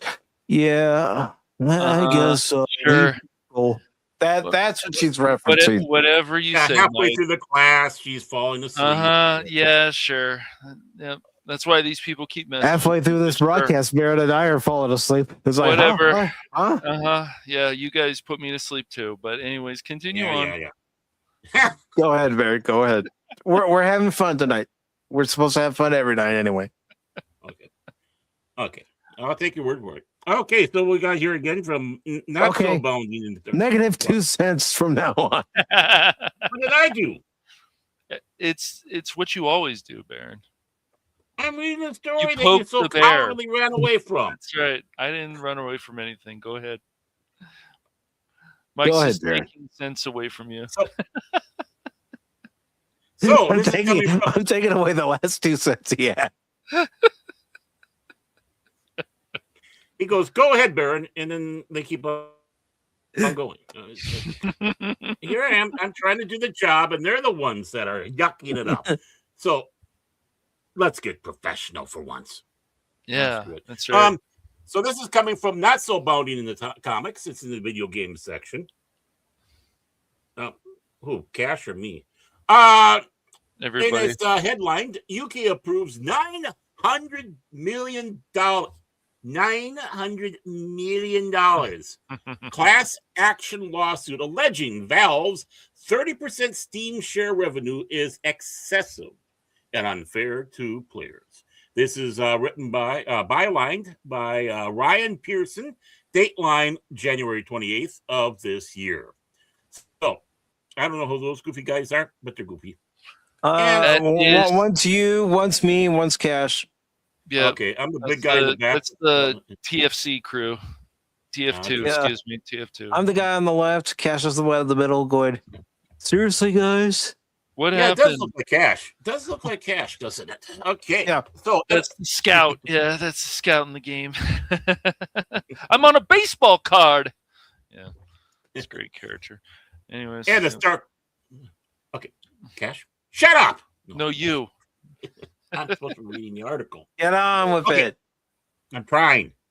And a stark reminder that even the most noble efforts are still prone to massive flaws. The UK has given the go-ahead to a class action lawsuit accusing Valve of unfairly balancing their Steam revenue share program in such a way that the country's 14 million players are being overcharged for their video game purchases.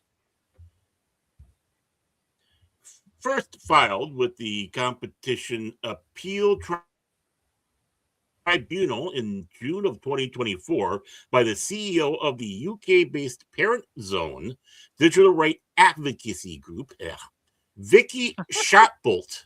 What a name, Shotbolt. Wow. Yeah. That's video game worthy. The suit claims that Valve has been operating anti-competitively and as a result has reduced competition in the PC game market, including by restricting competitors from successfully entering the gaming space and by controlling pricing in the digital gaming industry. Noting that one result of this behavior is that consumers are paying too much for PC games and in-game content and have lesser PC game platform alternatives. The lawsuit official Steam You Owe Us website explains that while Steam prices often appear to be the lowest, this is actually due to price restrictions that Valve often imposes on game developers and producers. The price obligation. Hold on one second. Hold on one second. Cash, are you seeing what I'm seeing? Look at this guy. And now, look at this guy. I know, right? Good point. He's This guy? Junior with a beard. And this guy. We know what Very Barrett looks good. like, clean shaven.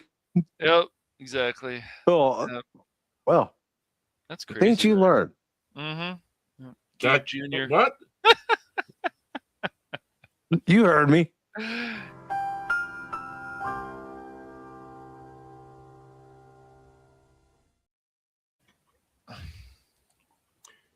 This means a publisher or developer would not be able to list a game on another platform as well as Steam, unless the prices offered on Steam is the same or lower. This applies to games on all other distribution stores, including online and physical stores, not just those distributed by Steam keys. This allows Valve to maintain the monopoly position it has for PC games, as there is not real incentive for gamers to go elsewhere, where a game may be cheaper, which would then in turn enable those other platforms to improve. In regards to the UK, current law further holds that companies who hold a dominant position in a given market are not allowed to charge excessive prices.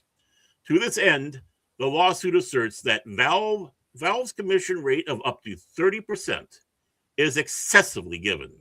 Competitors lower commission rates the way the platform operates for the consumer and the high level of profit that Valve is making absent a viable competitor, which is behaviorally directly restricts, as developers are not permitted to list games at lower prices on competing platforms. This unfair commission charge is paid for by the consumer. That's how taxes work too, by the way, just to let you know. The website official recap concludes. As for relief, the lawsuit is seeking a restitution provisionally estimated at £656 million including interest, which is about $901 million US dollars, with individual compensation currently predicted to fall in the range of around 22 pounds to 44 pounds per person. Or here in the States would be 30-28 or 60-55, depending on how much an individual has spent on Steam or other PC gaming platforms. For PCs and add-on content, with additional compensation being made available for those based in Scotland. And while Valve attempted to prevent the lawsuits from moving forward by arguing that the aforementioned platform party obligations, or PPO, that's a joke in and by itself, folks, are not perhaps effectively enforced and therefore did not constitute an abuse, and the resulting inherent tension with the PCR case.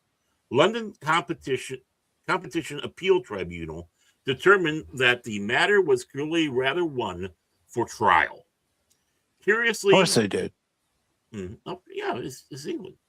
Curiously, as noted by Alex Forbes Calvin of Games Industry Biz, you know this is a fancy Brit. I was going to say, it's a fancy name, old chap, when it's Alex Forbes Calvin, yes. I just say.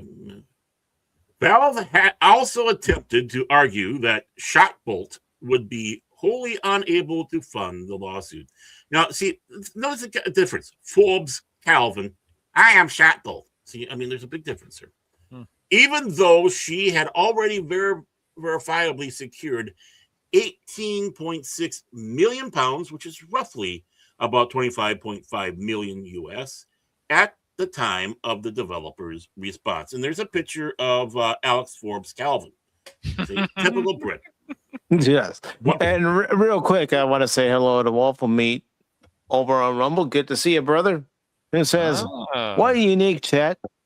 Be sure to like, follow, repost, and show that Rumble wallet some love, chat. Appreciate seeing you, Waffle Meat. And yes, as of right now, I'm still part of the Rumble Premium program. So. Ooh. Woo! Ah. See, if Mike's gone full Forbes Calvin on us, he's not a shot. If I got full Forbes Calvin on everybody, I would have posted the Rumble link in the YouTube post, so everybody here on YouTube come see me on a Friday. He's going to turn into Ron Burgundy. I have a lot of leather-bound books, and my house smells like rich mahogany. He wears a smoking vest. And speaking of which, Cash, I know I said that we were going to watch it last year, but I promise you this year. Well, especially for Baron, Yeah, that's escalated quickly. While the UK's Online Safety Act has resulted in some infringing websites being geo-blocked, the UK is being geo-blocked. The UK, okay, to do a better job. It seems unlikely Steam will be forbidden from operating while the lawsuit is debated. Well, of course. I mean, how many people over there are using it? So if you block it, all these people can't use it, you morons. Nonetheless, it should be noted Steam's revenue share split is considered an industry standard, with 30% to the storefront also being the standard for GOG. What? Microsoft on PC, Google, Apple, Amazon, and even GameStop. That's even right. games. So you know what? You know what, England? I've got this for you. The hell you say? Reading this. Yes.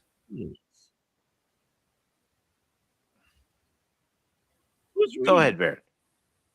Yeah. That's right. I said, I ain't giving you no $350, you goddamn Loch Ness monster. Get your own goddamn money. I gave him a... Okay, I'm feeling better now. Okay. Notably, Barrett, he's a sensitive type. I am very sensitive. Notably, as highlighted by Forbes Calvin, Valve was previously hit with a United States-based antitrust lawsuit in 2021, as brought against them by Overgrowth developer will fire games on the issue of the 30% split. Those Okay. dismissed. Can I interject here?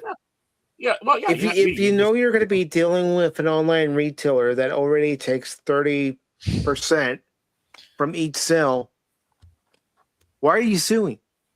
You already done this up front. It's not like they're hiding it from you. Because it's like the people that move next to an airport then complain about the airport. Right. Not like the poor slubs that was living someplace and they decide to build an airport around them. That's different. But, the reason that I feel this is just another stupid lawsuit is they're trying to also say that you're forced to buy DLC content. You're forced to buy added content. No, you aren't. That's a bunch of crap. If I choose not to buy DLC or the deluxe edition of a game, that's my choice. No one's forcing me to do it. No one's saying you will buy the DLC, Mike. No, I will not. But this is like how Remedy feels with Epic Games. They're like, oh, Steam's taking this. We can't put our games on there anymore, but Epic is so good to us. Yet, if you think about it, you don't have to buy anything on Epic Games. You can just get the free games. You don't have to buy anything from Epic. You don't have to buy anything from Steam. Like you said, you're go not for the free games. That's right. You're not forced to buy this stuff, but this lawsuit just seems like a bunch of crap. It seems frivolous. Are the ones that are on super sales. That's right. Yeah, I mean, that's basically how it goes. Like, I can wait. Oh, big super sale here. If they really I got it for $5, then like next year it comes in as $2 and you cut them out because damn it, I got it for $5. You screwed me. If they want to criticize anything of Valve, they can talk about the fact that some of the flash sales have gone away. They can talk about some of the censorship that goes on. They can talk about things like that. But no, they want to throw on this lawsuit and say, see, and all these people agree with us. And it's like, yet all these other companies take 30%, but you weren't mad at them. I see. So, yeah. EA thought the same thing, too. We're going to leave Valve. We're going to leave them. Oh, we're sorry. We're sorry. We need to come back after a few years. We couldn't run our launcher by ourselves anymore. Redstone, good to see you, brother. Hey, buddy. Well, what this truly is, honestly, is Steam is the big boy. He's the big boy out there, right? And all the other ones, they might be big boys too, but they're not as big, and they're jealous. Nope. That's right. And this is a thing where, we're going to throw... It's just like, I was always against the Microsoft, quote-unquote, monopoly thing. Why? Yes. Because you had other options. You could go Linux. You could go Apple. Right. Back in that day. And it wasn't like it is today with the operating systems. But you had other choices. So like, it didn't affect me. I was working on Apple stuff and Macintoshes back then. Right. But you have other options. Just the fact that a lot of people wanted to use Microsoft by their choice, whether it's business or whatnot. Somehow, them getting rid of Steve Jobs ruined it for Apple to get those app. Steve Jobs passing away ruined it for Apple. Well, they didn't want to find somebody else, and they wanted to get a businessman, Tim Cook. The thing is, go ahead. No, not. Oh, I'm talking about further back when the Macintosh first came out. You're talking about. Yeah. His vision was that to be used for offices and business and graphics, and when it comes down to it, Macintosh had kick-ass graphics, beat Windows, but he turned his nose up at the gaming industry, which was a big mistake. But of course, they fired him or got rid of him not long after. So them doing the push to get Macintosh into the business workspace didn't exactly work well because they started having idiots running Apple. Then, of course, then you talk about it as it comes up sooner, in his revitalization. But see, that's the big problem. There was that opportunity for it, but people kept with Microsoft. They were familiar with Microsoft. a lot of people had it at home, so you could, you could in the days have someone working at home with the stuff, maybe phoning it in with a BBS or internet line into the company, or whatnot. I mean that the internet wasn't for full public use at that time. And you had it open. Now there are other things about Microsoft you could have gone after, right? Um, but the thing is just because everybody's picking that one over the others, they're available out there. It's just this is what the people are wanting. People are wanting to have Valve or Steam, right? Mhm. Yes. What was common out there? Yeah, you got the Epic, you got the others. Good or bad that their services are, that's immaterial, but they're out there. But Yeah, and none of them are perfect. But Steam's none of done a them are lot for people. But I mean, even GOG did some censoring, so it's like, they all play these games. They want to get the money from China or whatever it is. So it's just China. Yeah. Wherever right. that revenue source is coming from. Mhm. And they Right. it's kind of annoying. So like GOG can do some things here and there. Valve's obviously done some more things, but if you're going to sue them, you should have a better reason than this. Right. This is just as poor Yes. as it was back with the Microsoft lawsuit. It's basically that you're the big boy and we don't like the fact that you're doing better than us. Yep. If it was a true monopoly situation, the other ones wouldn't exist, or they would have been. That's right. Well, it'd be like what's going, like the true monopolies that are happening with the entertainment, with Disney and all that stuff, when they're gobbling everybody else up, and there's hardly any competition. There is your monopoly. No one wants to touch it. Look at Skydance, gobbling up Paramount. Now they want to go after Warner Brothers, even though Warner Brothers board of directors declined the deal, and they want to stick with Netflix. Still, you have these corporations, Paramount, Disney, Netflix, who want to gobble up other corporations, so there's less to choose from. Yep. Yeah, I feel that, and it's a tough thing too, because obviously there's a time that EA and other stuff. I mean, there was a time I think EA wanted to get Nintendo, if I remember. It's like, hell no. They have their problems too. All these companies have their problems. That's why when people just blindly support them for whatever reasons, like, don't do that. Right. That's not smart. Yeah. No, it's not. I mean, back in the day, I was a rabid Macintosh guy.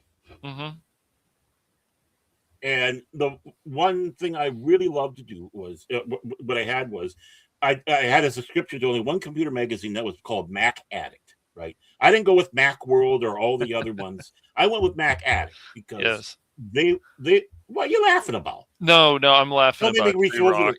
No, calm down. No. Hey, I'm not going to ever calm down, man.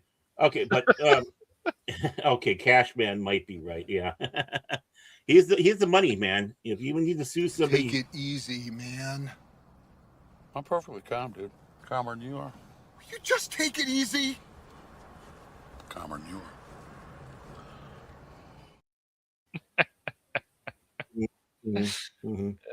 I'm wired, man. I'm wired. I'm coming after you all. That's it. Hey, thank you for throwing me off of what I was going to sit back and say. Oh gosh. All right, just take a deep breath. Hey, I was on a roll.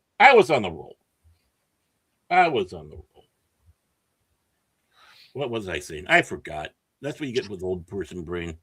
But Mac Addict. Right. Yes. And the reason why I liked Mac Addict is until they had a little change in their management and they started doing things different. It was irreverent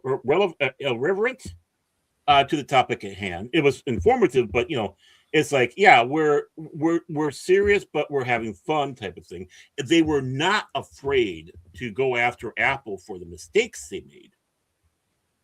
They had their knives out on Apple, so you got good and bad from them. They were criticizing the guy who was running Apple because he was always running around with a Windows laptop. It's like, you're running Apple and you're not using Apple? Yeah, come on, man. Problem. Right? Yeah. And that's what I loved about it. it was, positive, negative about everything that was going on there. Where, like Macworld or whatever, it'd be more of, hey, excuse me while I put some lube on my nose and I shall insert it now. It's nice and warm too, so you don't have to worry about the coldness, and such. And that's what we need. It's like if Mac wasn't around, if they did crash at that time, because this was about the time that Macintosh was not looking good. They were very promoting the clones, the Apple clones, because they had that little experiment for a few years, which probably wasn't the best thing, but they were hoping that they could try to do what basically Windows did. Right. Go out there and you'll be able to put this on other computers. But they're still around. And now, of course, Apple is thriving pretty good, even though they could be a hell of a lot better. They could be a hell of a lot better, yes. And you got a lot of people running with Linux. So, this is not a monopoly situation. This with Steam is not a monopoly situation. I mean, Epic Games and all the other ones, they're doing far better than what Apple was doing at that time. Yep. It also helps that with Apple stores and so on, the customer service is really good. Those people really go out of their way to know the products, which is important. Yeah. I mean, even at the end of this article here, Baron, it says that lawsuit that was filed in 2021 was dismissed at the end of that year, and that it was refiled in May of 2022 before being combined with a similar lawsuit filed by Denny and Thaco, maybe it is Thaco. I don't know. I think it's tried by Spire Studio, Dark Cat Studios, and granted class action status by a federal judge in November 2024. Yeah, well, you can always find a judge that'll take up any case. Yeah. Oh, yes, I'm sure you can. Right. But, this isn't... If we don't want it, there's Epic. If you feel you're being taken advantage with Valve, go to one of the other ones. This is the whole situation about, I want my cake and eat it too bullshit. Right. Mm-hmm. Right. And say, all these fans say this, and it's like, Well, they're saying that things are being forced. That's when I roll my eyes. Yeah, I don't see. Hey, what happened? It's StreamYard, so it'll do that every now and then. StreamYard. Yeah, I noticed some flickering sometimes on there, but I just called this up. Ooh, Norse Oath of the Blood. That looks good. But yeah, I mean, look at the free games. Definitely not fried chickens going on right now until the 5th. And then you have Botany Manor and Poison Retro Set, which neither one of them look like I want to have. But still, it's free games. Mm-hmm. And some, like Hogwarts, was on there. A few of the others that were. They have Grand Theft Horse on there. That's gonna be fun. That's right, Baron. You can ride your Mustang. And a literal Mustang. Yeah, right. Theft Horse. Yeah. And the thing is, it's got DLCs, but you don't need DLCs unless you wish to expand your game. Or in the case of like Warhammer, Space Marine. I'm not grabbing every DLC. I don't want to necessarily have the White Scars pack or the Champion pack. No, I wanted my Dark Angels and a couple of the others. But you don't have to. You don't even need to get the DLC pack if you have Dark Angel in the game. But if you want to really look really neat and fancy, it's cosmetic, but it's cheap. It's not that expensive, which is why I went for it, and because I'm a cheap bastard and wait for them. So really, and what's nice is when you get a deal where the DLCs are all included. Like when I got the Batman, Arkham, I have all the DLCs for that, and it's like it came with it. Our Mad Max, all the DLCs came with that. Yeah, that's how it was when Jace gifted me Mad Max, and it came with all the DLCs. Yeah, which was basically the body parts, the bodies. for the cars, not people, cars, and the game YouTube. So yeah, I mean, DLCs are nice little things, but yeah, if they make it that you have to buy a DLC to get the game going, then there's a problem. DLCs should be add-ons or expanding what you have, and hey, Well, if it's what you want, just like what you want. it's just like when you go to a store, you buy a game, and it comes with the activation key nowadays. No, I Right. don't want to have to put in a disc or enter an activation key just to have the game. If I'm buying, a physical copy of a game that comes with a disc, and it tells me to insert the disc and then put in the code to activate it, it's like, no, this is bullshit. The game should be available to me from the moment I purchase it. Right. There shouldn't be any extra steps involved. Should it? And that's game developers. Maybe it's time that, hey, tell you what, let's slap it back and look at your game developers and what you're doing, and overpricing. Yeah, that's why I think they are overpricing games. We're not. Yeah. That's why we need to continue to put out more messages, and not enough people do it. I feel about finding these games for a cheaper price, because they're claiming that this stuff is now $70, $80, and I'm just talking about the base version. I always talk about that, and when you start accepting these things, and you can blame a number of consumers for this, this is the kind of stuff that starts getting worse and worse and worse. Yeah, I don't mind paying $20 to $50 for a game. Yeah. Mm-hmm. But if I had to pay any more than that, no, I'm not doing it. 60. Have I made some purchases for some games that have been $70? I'm not going to say I haven't when I have last year. When I happened to buy a certain game from a long-standing franchise, Doom. Yeah. I ended up buying that game. That was over $70, but like I said, I've been meaning to ask you about that, how you like it, but we can talk about that later. No, I'm included in this conversation here. Okay. But it was worth it to me to get the extra DLCs for that. Yeah, you bought the deluxe edition for that, right? So, yeah. Also, and get the game at that price because I watched somebody play it who had that same version to be able to play it a few days earlier.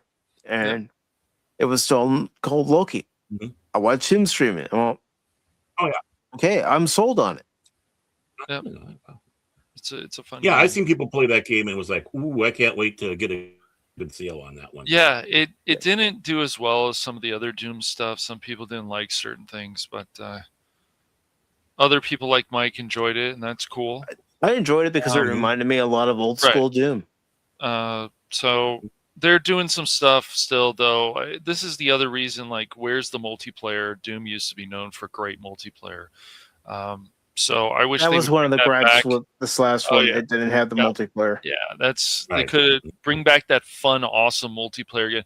This is another thing. They want to charge more, and then this goes along with the layoffs. And then when this stuff isn't selling, of course, then you got stuff like the Activision thing a long time ago, a number of years ago, when that Bond game, they were like, oh, we'll just get rid of all the developers. Well, what about the part that you guys played? They did a Bond game where they wet their hands clean of that. Yeah, it's exactly. Like, oh no, we right, and we didn't have anything to do with this game falling apart. Doing tons of time. We've seen EA get involved in too much.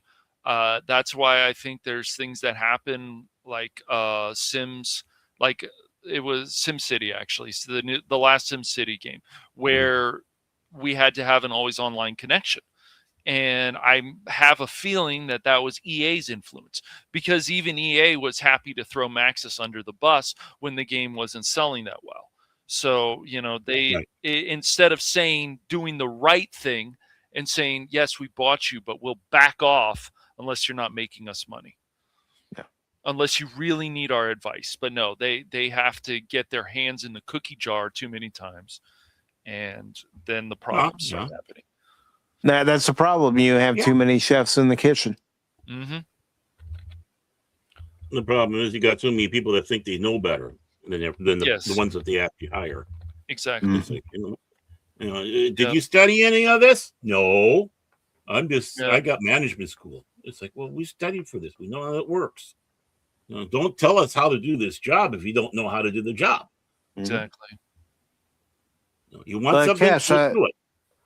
I do believe it's time for you to read the next article. Hasbro of all things. Hold on. Let me. I know you got to play. Let me do the thing, man. The thing. Do the thing, man. Do the thing.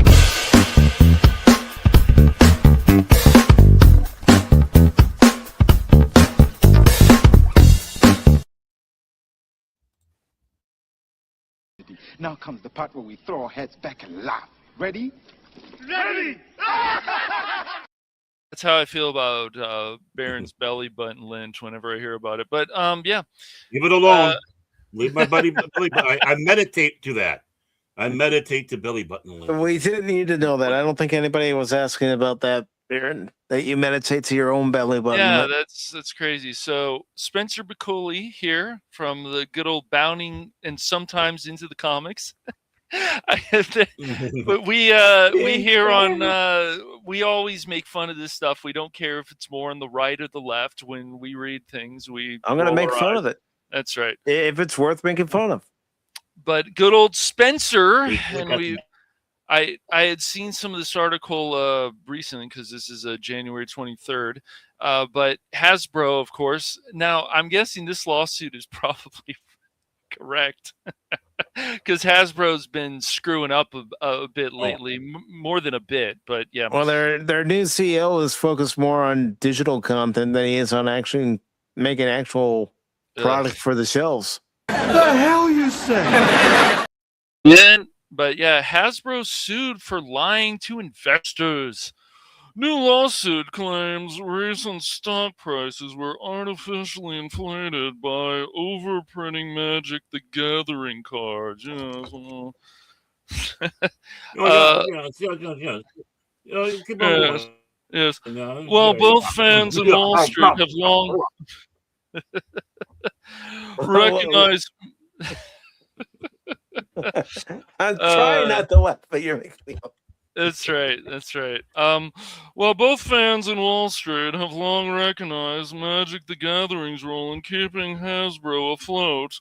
A new lawsuit has accused the popular toy manufacturer of lying to investors regarding the TCG's recent sales success, even going so far as to begin overprinting sets in order to sell the ruse. Guys. I just say. That sounds like a bit of a sticky wicket there. Yes. Yeah, double A. Oh, good. Some new names here. Jointly filed by shareholders Joseph Chronicono. I think that's Chronicono. Yeah. Yeah. I think he was one of the colonies. He's probably one of those. Yes, that's very good. There's Olton McGlowan with the U.S. District Court of Rhode Island on January 21st. The lawsuit accuses Hasbro executive leadership, including CEO Chris Cox. Oh, yes, of the Cox. The Cox, yes, very good, very good. They're a very respectful family, even though they do get me up too early in the morning. And, I see them out there cutting some morning wood also. Yes. You need to have your fires in the morning. Yeah. Yes. The Cox good family. Good family.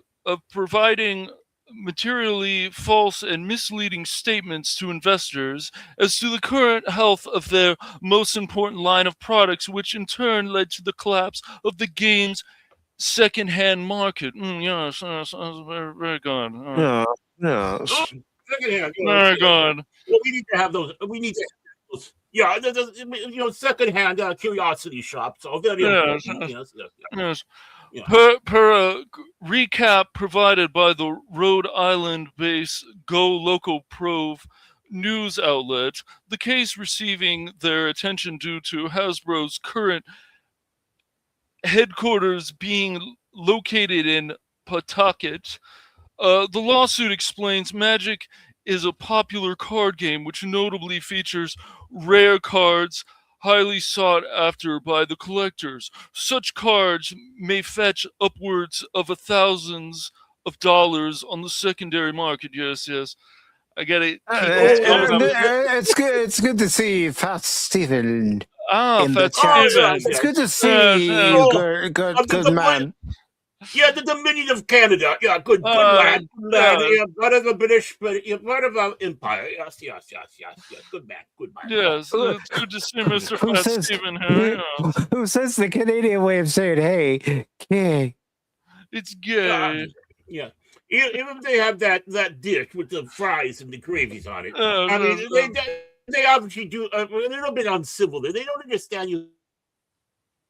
You have to have your toast, peas with gravy and all that. Yes. And your morning blood sausage. Oh, yes. He said we have lesbian cuts. Oh, does he now? There's the only one. There's the only one of a lesbian cut. Yeah, it shows that I enjoy women. Trapped in a man's body. Yes, exactly. I just want to make sure that people know that. God. I'm not into that brotherly love, as you might say, the love that must not be mentioned. So this is my way to signal to the ladies: I am more than willing. Remember, Stephen, all the robots want to do in the Ark Raiders game is give you a hug. Yes, I know. Oh, it's a friendly game. I have not played that yet. It was given to me, but I haven't even fired it up. I need to have some chaps to play with me, And not that way. You hear that, Stephen? You hear that? You could be burdened by what has been with Cash, Baron, and myself playing Ark Raiders. Raiders of the Lost Ark. Oh, what's going to hell no? Statement you have there, my good man. Unburdened by what has been. I mean, we could sit in a philosophy class and ponder that for years. Steven right now is saying, "Oh hell no, I don't want to be stuck with you three retards." Here's one to talk. Yes. It's exactly. He's from Canada. It's like And I'm saying that because I'm the retard of the group. No. I installed their last prime minister. Yes. He's in a lesbian relationship with prime minister? Awesome. What can it screw up? Man. He's dating an astronaut, I tell you. He's dating a true astronaut. That brave Katy Perry, and they're in that sweet lesbian relationship, and which will show you that I am very inclusive. I have no problems with that. But Cash, go ahead, dear finish boy. it on. Yes, finish it. Here we go. Continue on. Yes. Given the nature of Magic's secondary market, the rate of which new Magic card sets are printed and sold directly impacts the value of existing Magic cards to collectors. As such, the overprinting of new Magic sets would reduce the value of existing Magic sets. Okay? Although analysts and investors... I know, right? Is that some AI stuff there? I don't know. We've talked about it before. Well, some of these articles feel like they're written by AI. I believe the former Vice President Kamala Harris is part of the writing staff. It's like it has to be because we are being burdened by what has been. It's like not unburdened, but burdened. This took an interesting turn. Yes, maybe that is the case. Maybe not, but who knows? Although analysts and investors consistently inquired as to whether the company was in fact overprinting Magic sets, the individual defendants repeatedly denied such speculation. Yes. Of course they did, dear boy. Of course they did. Yes, very good. They're doing you have to do that. Possible deniability and all that. I tell you. I mean, the Royals do it all the Yes. time. I do say yes. Yes. basing its claims on a review of internal corporate documents produced by defendants to plaintiffs counsel, the defendants' public documents, conference calls, and announcements made by defendants. The lawsuit argues that this overprinting scheme caused the company to substantial harm by causing it to repurchase its own shares at artificially inflated prices. Yes. That was a mouthful, because I think there could have been some sentences there that were maybe cut, maybe one or two. It starts being word salad. Yes, a little bit of words. Oh, yes. Mm-hmm. How was your sandwich, sir? It's a bit wordy. Yeah, it's definitely a bit wordy today. In total, the company spent an aggregate amount of approximately $125 million to repurchase approximately 1.4 million shares of its own common stock at artificially inflated prices from April 2022 to July 2022. This caused the company to overpay for repurchases of its own stock by approximately $55.9 million. Yes. No, I do say. Oh, resignation. It sounds like something that would have happened because you went to that curry shop on Baker Street, I do say. Yes. Yes. There's a lot of curry stains in Jolly Good England right now. Yeah. Yes. Providing a brief overview of the saga thus far, the lawsuit then recalls, according to the company's segmentation strategy, new Magic sets were to be printed to meet demand from the new consumer segments, such as collectors, competitive, and casual players, or digital MTG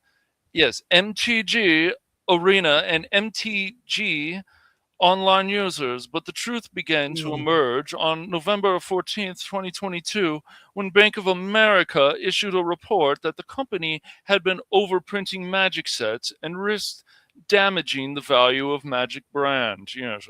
And Godzillionaire says this lawsuit is nonsense. Actually, Godzillionaire, what we would say is it's hogwash. It's pure hogwash. He says, next thing you're going to tell me consistently printing more US dollars is making the dollar worthless. Yes. It is.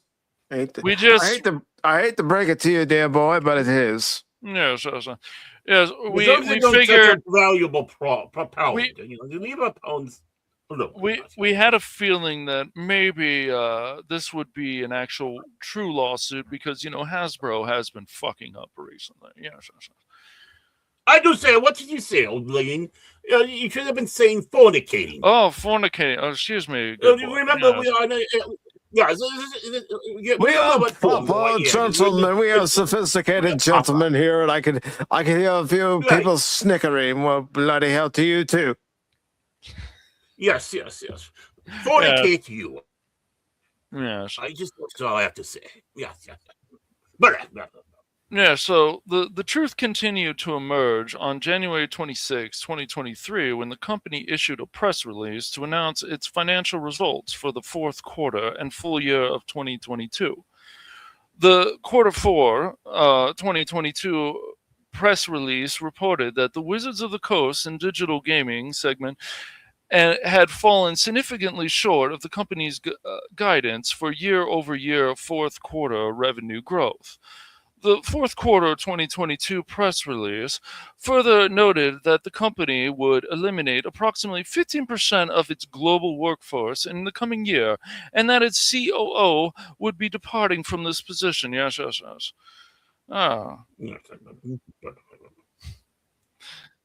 The truth finally emerged on October 26, 2023, before the market opened, when Hasbro issued a press release to announce its disappointing financial results for the third quarter of 2023. The third quarter 2023 press release reported that the company had reduced owned inventory by 27%, but further noted the consumer products inventories has decreased by 34%. Inventories. Are you sure this Excuse article me, is good from boy. the Strand? Yes. Yeah. Uh, It sounds like one of the articles from the Strand. Are you sure yes, you're reading yes. from the proper? I think so, good boy. I think so. During the earnings call held that the same day, yes, the individual defendants stated that the reduction in total owned inventory was primarily driven by the reduction in non-Wizards inventory in the breach of this fictionary duties owned to Hasbro willingly or recklessly made Fiduciary. and or caused the company Yes. to make false and misleading statements. Yes. I- Fictionary. The word you are looking for is yes. fiduciary. Fictionary. Yes. I'm rather embarrassed that Cash Pence said that wrong. You say. Yes. Fixing these words. Yes. Further detailing their clients' grievances, Chronono and McGlowan's legal team argued that these dodgy statements or from Hasbro leadership were made in the breach of this fictionary. Am I saying that right? I think so.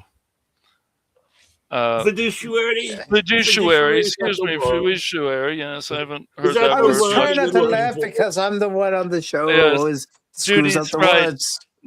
Duties to own to Hasbro willingly or recklessly made or caused the company to make false and misleading statements.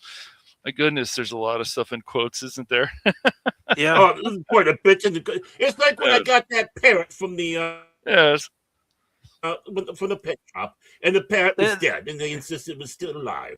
Yes. There's a lot of bobs and bits in this article. Yes, there is. Yes. Hasbro's strategy with regard to printing Magic cards was not as carefully thought out as portrayed. The company was in fact printing a volume of Magic sets which exceeded customer demand. The company's inventory allocation management was problematic, particularly as it pertained to the company's printing strategy for the Magic sets. The company was overloaded the market with Magic sets to generate revenue and to offset shortfalls within the company. As a result of the company's overprinting of Magic sets, existing Magic cards were devalued, and the company failed to maintain internal controls. To say that's rather hard. It's not like when I was reared in the British Navy. They made sure that things were under control. Yes, as a result of the foregoing, the company's public statements were materially false and misleading at all the relevant time. The individual defendants failed to correct or caused the company to fail to correct these false and misleading statements and omissions of the material fact, rendering them personally liable to the company for breaching their fiduciary duties. Oh, bravo, old man! You did it. Yes, my God, fiduciary. Yes, fiduciary. Yes. Very good, very good. We get things right here on the Pop Talk and other channels. Yes, and Three Rock Creation says, in other words, the Magic cards lost their magic. Yes, it's like when I lost my mojo. The loss. That's neither here nor there. Yeah. You can't lose your mojo, baby. Yeah, baby. I needed a little voodoo, you might say. Yes. The lawsuit also claims that Hasbro utilized the revenue of Magic to account for revenue shortfalls elsewhere in the company.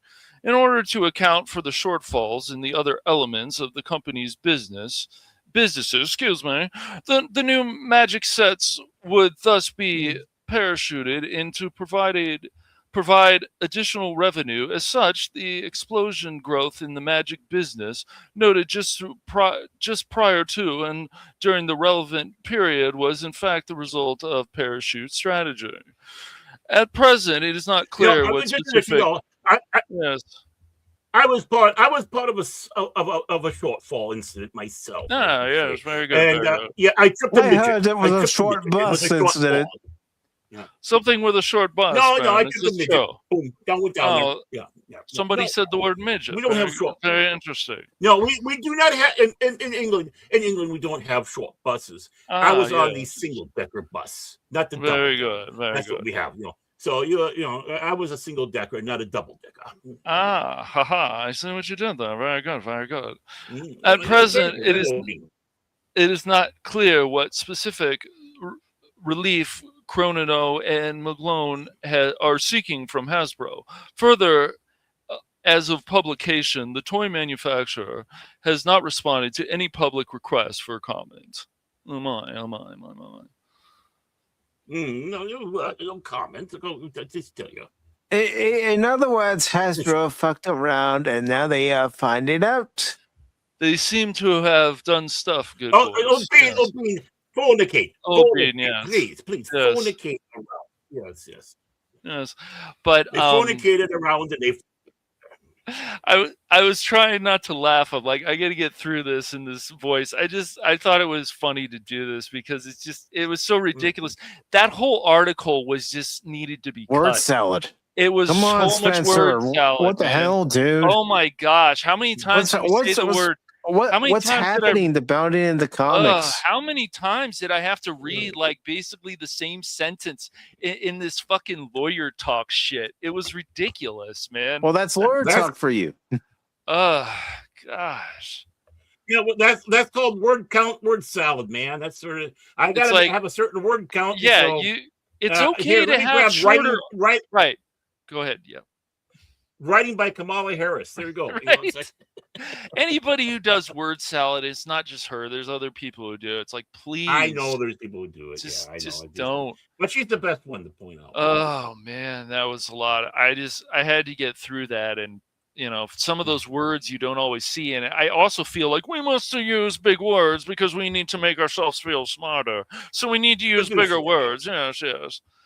Fiduciary. Fiduciary, yes. Fiduciary, yes. I am smart. I'm SMRT. Yeah, it's like we were on.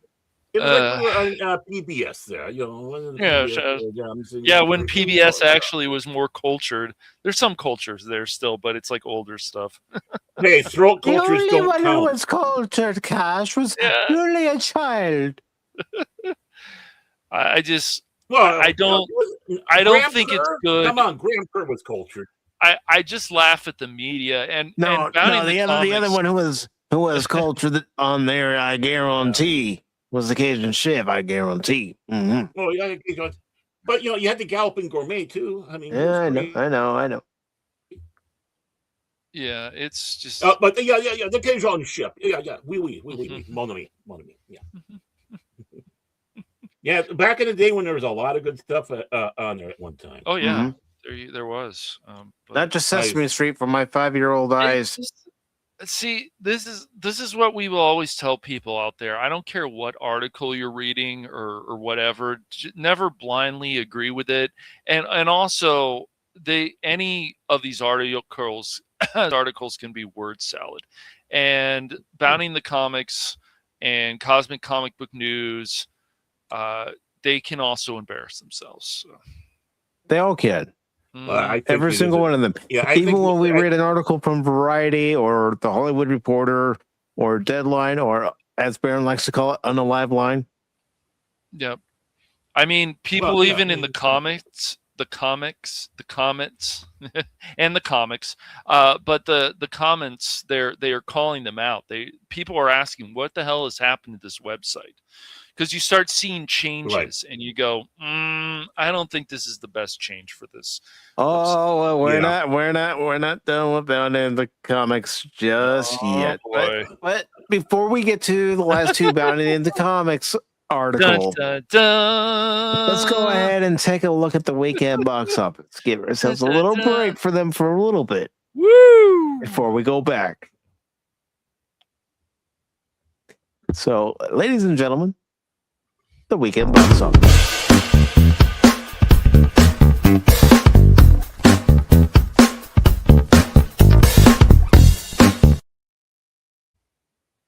And the number one movie was Send help. I don't know. That seems like something that Baron Cash and I always say every pop talk. Help Send us! help. Send help.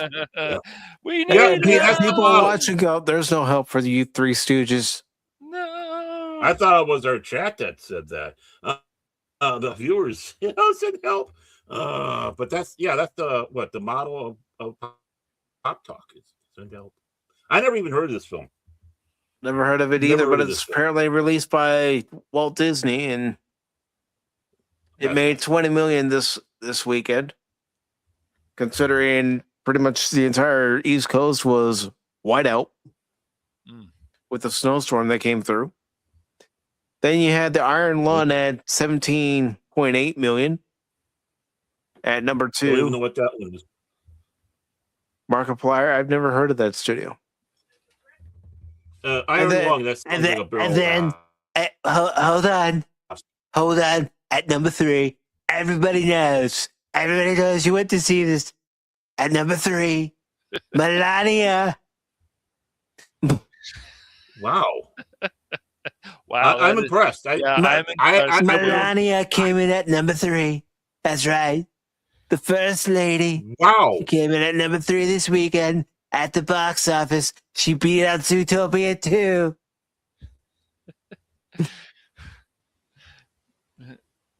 Well, I'm surprised. I literally surprised. I didn't expect that much of return. People coming in to see it. So, yeah. I guess I owe Trump $1. We had a That's bet. right, Baron. Baron and I had a bet. I told him, I guarantee it, Melania is going to be up in the top 5. You better believe it. Yeah. And look, I'm she's in the giving top that 5. $1, no penny. Yeah. Pennies. I'm using pennies. $1 in pennies. I'm sending. We don't print pennies anymore, Baron. No more pennies. I got enough. Welcome back, Helion. Welcome back. You missed us being silly idiot goofball. The usual stuff. Yeah. We're just being ourselves. Mm-hmm. But look at that. Number 3, Melania. I'm shocked, yeah. I mean, that did better than Bruce Springsteen. It did. Yeah. What does that tell you? When Melania does better than Bruce, blah, here or there. Because that's all Bruce does, is mumbling his songs. Yeah, and they think that Born in USA is a great patriotic song. Which is about the only thing you can understand. Yeah. And it sounds like he's on a toilet trying to pass. It's still not as bad as I was going to say, it sounds like he's trying to have a bowel movement. I always thought that. You okay? Like, that's a great song. You okay, yeah. Bruce? You need a laxative or anything? Get rid of that constipation. In the USA, I was. Little known fact: 2 different concerts, he got a prolapse colon singing that song. Right. They had to go out and back with a stick and get it back in there and say, "Go out there, boss." But no, get out there, boss! Come on, Hoss. Yeah, get out there, boss. And all Born in USA was just trashing America. Piece of shit. I didn't. I guess I didn't listen to the lyrics that much. I don't know. Bruce Springsteen, just his music. Like I said, Max Weinberg, their drummer. I thought he was the best thing about that East Street Band. Is that what it was called? Well, that's just the East Street Band is great. Yeah, I know. You're right. Saxophonist who passed away not too long ago. I believe he was in Bill and Ted's. The first one. Oh, nice. I mean, you know, if the East Street Band would actually find someone other than Bruce Springsteen to be a singer, I think, oh God, it'd be beautiful. I mean, if Tiny Tim would be better. Dig up Tiny Tim and put him out there. Tiptoe through the tulip, born in the USA, born in the USA. I love the fact that we have singers nowadays or whatever that like to slur words when they sing and other stuff. It's really it's like, just what great. the hell are you saying? Yeah, Am I listening to another Bruce Springsteen? we got a guy Yeah. who's gonna, because the NFL needs to continue to be so progressive in their minds. But we're gonna have a guy at the halftime show singing in a dress. Very, very exciting. Oh yeah, Bad Bunny. Yeah, I don't care. Well, You know, you see, Cash, I do not care who's going to be seeing that next Sunday's Super Bowl. Very I am good, going to be talking to a non with a chin. Non. we'll be here. Those dirty Well, suits, sorry. we'll give people alternative programs. Yeah. Yes. We'll have our Babylon own 5, The halftime Road show. Home. Cheap plug. Yes. Cheap Yeah. plug, yes. Mhm, Good mhm. movie, yes. Yeah, yes. basically DS9 with hookers and blackjack. Yeah. That's how St. Michael Straczynski was when Paramount said, no, we already have a sci-fi show. Well, fine, I'll make my own sci-fi show with blackjacks and hookers. Oh, just give me the hookers. Yeah, exactly. But oh god, I remember one of the best halftime shows ever was when they were down in Louisiana. He had ZZ Top and the Blues Brothers. Yep. And they fired off all And that fireworks, and the vents were covered with yeah. flags. Yeah. See, I'm glad you brought that up because somebody had shown a clip of that this morning on X saying this was the best ever halftime show. And I'm going, hell yeah, it was. They had some, I mean, I know like when the Who played a number of years ago and people were like, oh, they sound so old. I'm like, I don't know. They still are trying to kick ass. So I just think it's weird when they halftime. There's got to still be some rock bands out there. Even wouldn't it be cool if somebody be like, hey, we heard about this group and we want to give them the big stage. But no, they bring on people that they know for sure that is going to cause controversy. It's always going to cause controversy every time. Even when they had on Snoop Dogg, what was it, 2 years ago or something, The Weeknd, it was still more just minor and stuff. There wasn't really anything controversial, if I remember, about The Weeknd and stuff. But why would you limit yourself? The halftime show and the Super Bowl, like I'm sure there's rock bands and some other ones. Yeah, exactly. Can you imagine AC? Why not? Even after all these years, why not? The lights go out. Well, the reason why you get these subpar acts is because you get subpar writing in TV shows. You get subpar game development. Yes. It's the lack of creativity. Yep. Right. It is. The lack of wanting to try something new. Going somewhere and say, you know what? Those people on stage, let's make them famous. Mm-hmm. Like Johnny on the Tonight Show. Yeah, of course. Well, people are, a lot of the entertainers now, they don't strive. They don't, you don't feel that they want to be as great as they can at their craft. They're just like, I'm subpar. We're going to bring on this person, or this is considered progressive for us. Fine, you can bring on anybody you want to the halftime show, but you're just bringing on people that A, start hating America, and B, which is really stupid, especially at a Super Bowl halftime show. B, you just want to bring in that controversy because you do. But there's got to be because they know it's going to get ratings if they have a headline act. Of course, that part of the country loves, part of the country hates. Yes, and then it'll mean ratings. Right, people will keep watching the big game. Right. To see what happens in the halftime show, and then they'll be talking about it on social media, talking about it on YouTube channels, wherever, talking about it on your morning news the next day. Yep, and that's the whole thing now, and it's really sad. Like you can just skip a lot of if it's the national anthem. I hate to say it, but you skip that. You skip that with any sport events that you're watching, probably.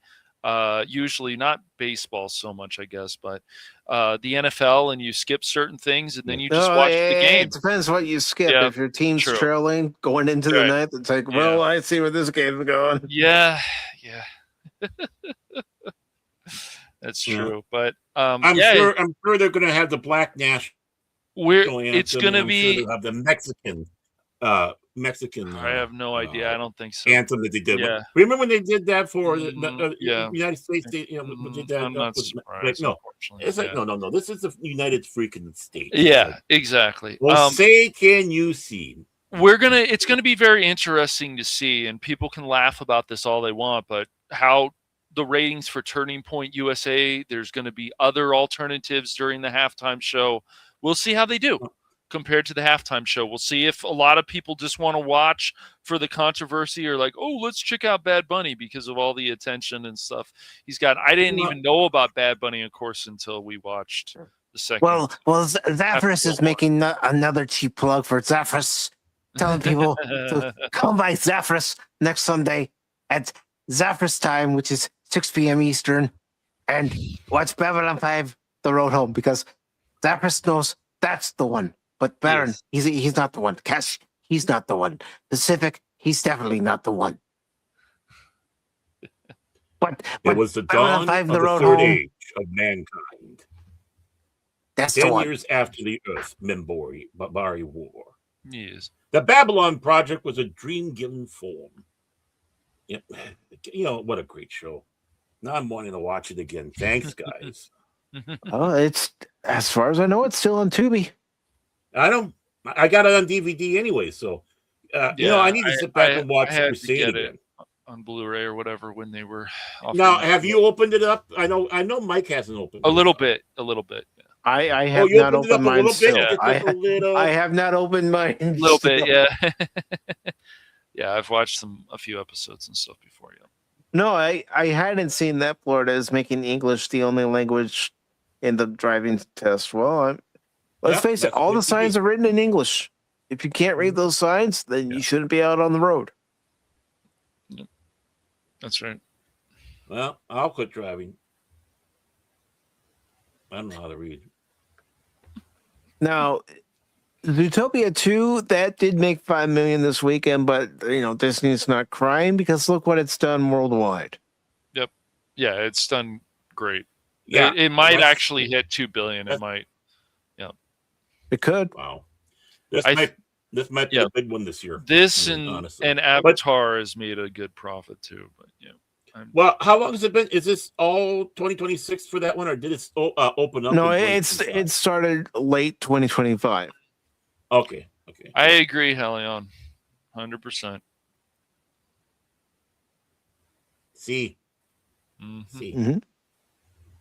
Jawohl. And there he goes with the German after saying "see," da, which is yes in Spanish. Da. Yeah. And Shelter, a recluse on a remote Scottish island rescues a girl from the sea. Oh, it sounds like how the long-suffering and Baron met. Maybe it's because Amelia's escaped freedom. Yeah, Amelia. Unleashing a perilous sequence of events that culminate in an attack on his home, compelling him to face his turbulent history. Well, I mean, he was in radio, so yeah.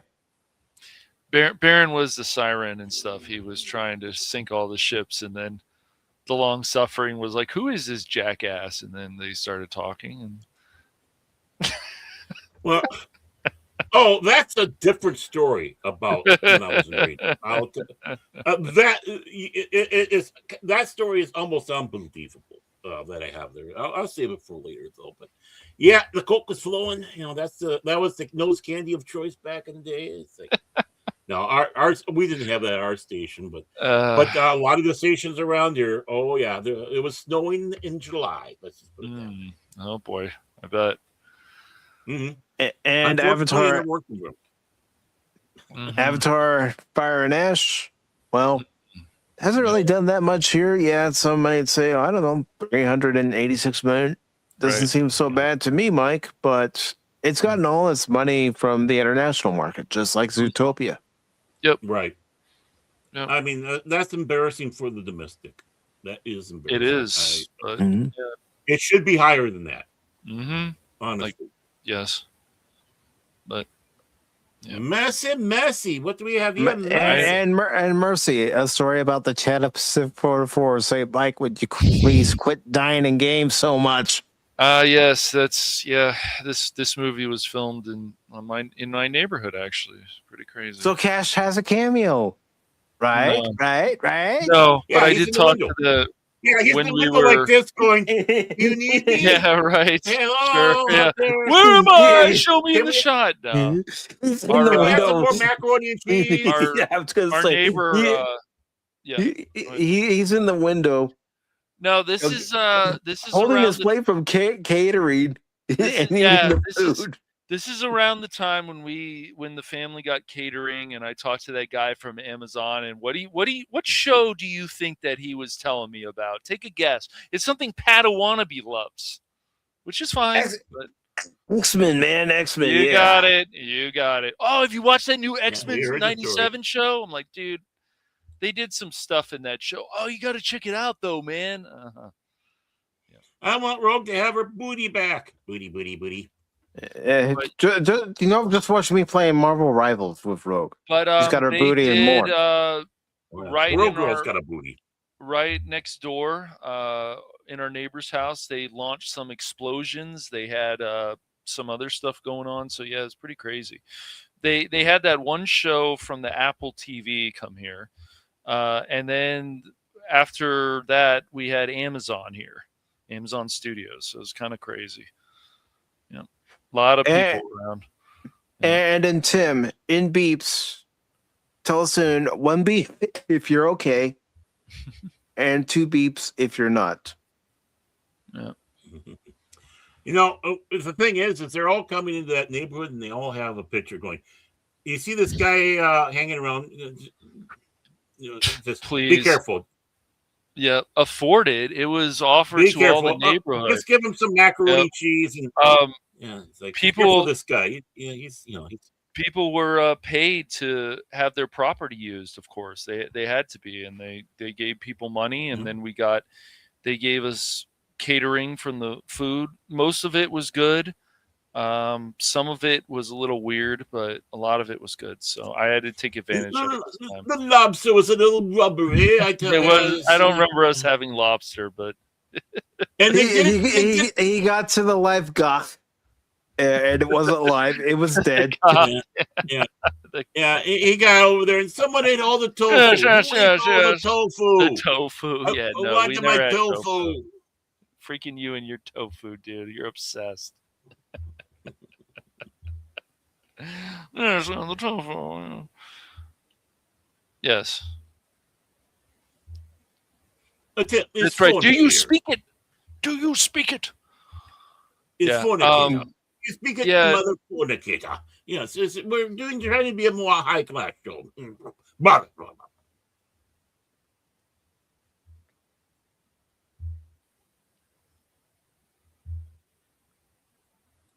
Boy, it got quiet. What did I say? What did I do? Nothing. I'm catching up on the comments. But Mercy, the Pacific 404 subscribers story and followers story. Mike, would you please stop dying in games? No, it's fun. I don't want him to stop dying. He really gets foul mouth. You son of a bitch! Just go in there and go. Hey, Mike. Yeah. Oh, okay. I'll let you guys in on something. That thumbnail I made, I was almost going to use a picture of me and have me be the one in today's thumbnail.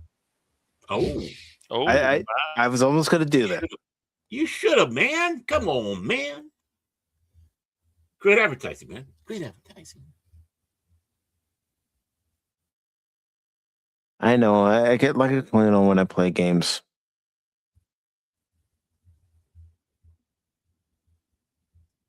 He's crazy. He's crazy. He's crazy. And let's see, The Housemaid, Anonymous' favorite movie. Hey, Sydney Sweeney's in it. It could be my favorite movie too. Boobies. I saw pictures from that movie. Ooh. Yeah, I bet. I bet you did. I bet you did. You okay, Baron? She might not be. You need a smoke? Yes. I was holding off so someone else could say it, but yeah, let's just put it this way: I don't care if she's a good actress, bad actress, or whatever.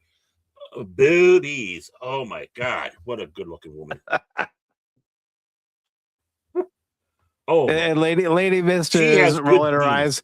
Helion's probably rolling her eyes, but hey, we're men.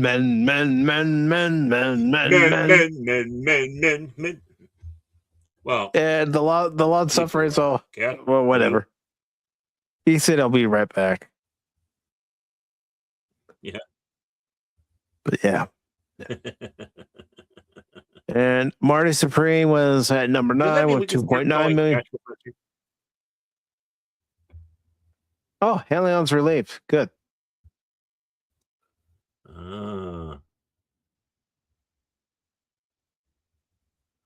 Revising discussion, guys. She's doing typos. She's notorious for it. Hey, riveting discussion is probably what she meant. Yeah, probably.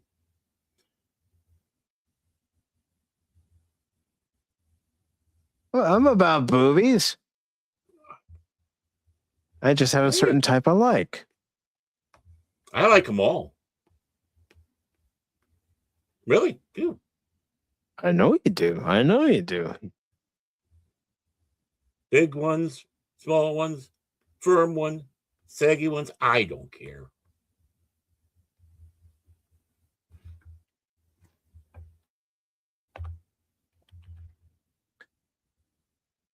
I'm an equal opportunity pervert. You know, I'm really, you know what? I'm going to be really honest here with that statement that was put out there. Okay. You don't have to what she said there, because, you know, I hate that you do have women that, you know, that think that way, because honestly, you know, sometimes what women have for breasts fit their frames or whatever. And again, guys love them all. I mean, no guy is going to deny looking at a pair if you flash them. And I don't think there's, unless they're gay, of course. Maybe in some gays got like it. I'm not going to deny the fact that, you know, I've seen it.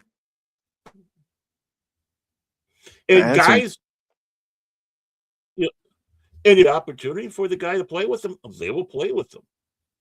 You know, if you know, it comes down to the natural beauty of a woman, you know, in the frame of a woman, and how it is. You know, you have a woman out there and she's got the smaller breasts, but you wouldn't want it anything more, because if it's the frame, if they were larger, it would really not look good.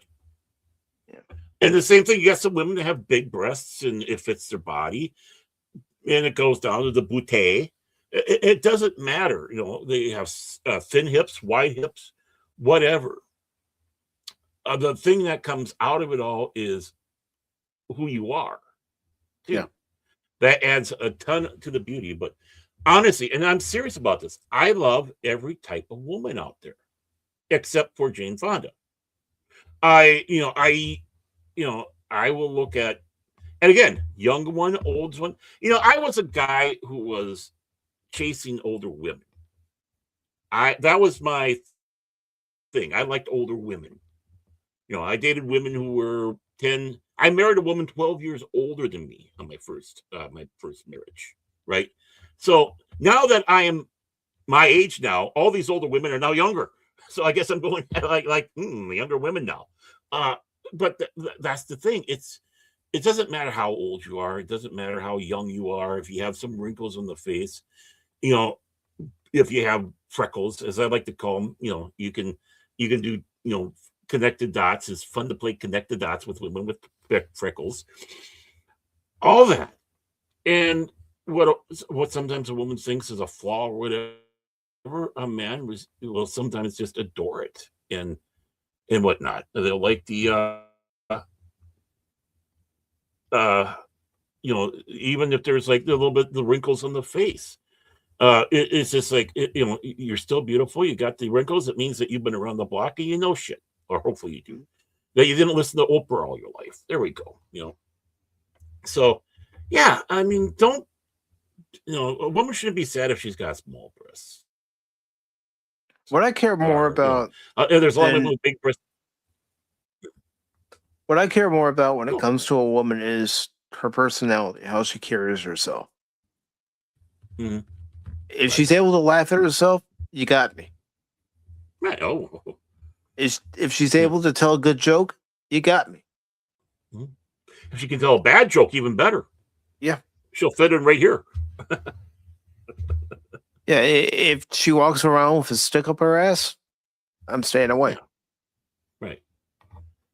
So, yeah, don't be sad, be jealous of something. There's a lot of women that got big boobies that wish they don't because, it's killing my back or this or that, too much attention, whatever, But, it doesn't matter the size. If a woman bends over and then the shirt's open, and maybe they're not wearing a bra underneath, I am looking because that's me. I'm a horn dog. I'm a broken horn dog, actually. So the wife got me spayed. You got you spayed. She got you neutered. Yeah. Isn't neutering's for the... Which one is which now? Neutering's for the female and spading's for the... No, neutering's for the male, spading's for the female. Okay, I was neutered. Okay, I'm neutered. Yeah, I'm neutered. Yeah. She got me neutered, so... I know that because we had some female cats that we had to get spayed. Okay, yeah. I look down, it's like, I used to know what to do with you, buddy. I don't know anymore. And Helion says, seduce my mind and you can have my body, my motto. Well, yeah. Yep. And that's just it. See, that's the key for me. You have to have a good personality. Right. You don't have to be the smartest person in the world. You don't have to be, an encyclopedia of knowledge. If you are you, then you'll get my attention.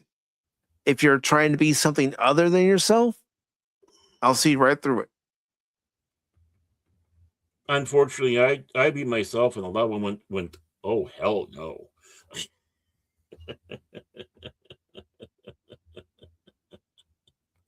Nope. But yeah, it's, a lot of things, including lovemaking, involves the mind as well as the body. Mm-hmm. And so, yeah, don't be ashamed. No. I mean, no one should be ashamed. Again, because what also matters to me, everybody, you got my back, I got yours. Mm-hmm. And if I happen to get a sneak of your boobie, look at your boobie, even better. No, in all seriousness. But I believe in the free the breast movement. I'm not kidding. The women that are out there talking. I mean, with some of the outfits women wear, you just might as well just whip it off. Yeah. I guess. Yeah. I you know what? I was thinking. Count me out, Helen. I'm kidding. I'm kidding. Yeah. There goes my chance. Cash. Well, he's too much of a professor type, so. Oh yeah, he's the professor. What Not that professor.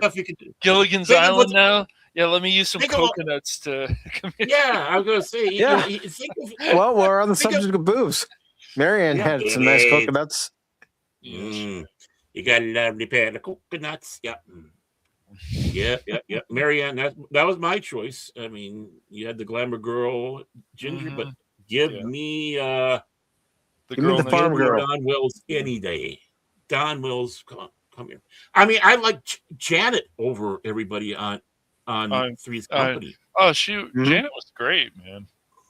Oh, I mean, she had small breasts, like great ass. Oh. Yeah, that's how she was my crush. She was my crush. That's how I feel about Helion too. Like she starts talking about stuff, and I start passing out too. But she's like, "Where have you been?" And I says, "I've been a jackass today. You got a problem? Want to fight?" Yeah. Well, Helion's always feisty and stuff. I always feel so like are you. So are you. You're always saying, you know what really grinds my gears? And never. Yeah. It's all fake news. Yes. No fake news. It's all a show. Yeah, exactly. Yeah, You know who's he's very feisty. Very feisty. Yeah, there's Cash. You know who one of my crushes was growing up? Lauren Holly. Oh yes, Lauren Holly. Yeah. Yeah. My crush was Robbie's wife on Three's Company. I can't remember what her name is, but not Three Company, but My Three Sons. My Three Sons. Yeah, he got that cute blonde, and then he had the triplets. Oh, but my God, I think she was truly my first crush. Well, I won't ignore you if you want to handle dumb. That is.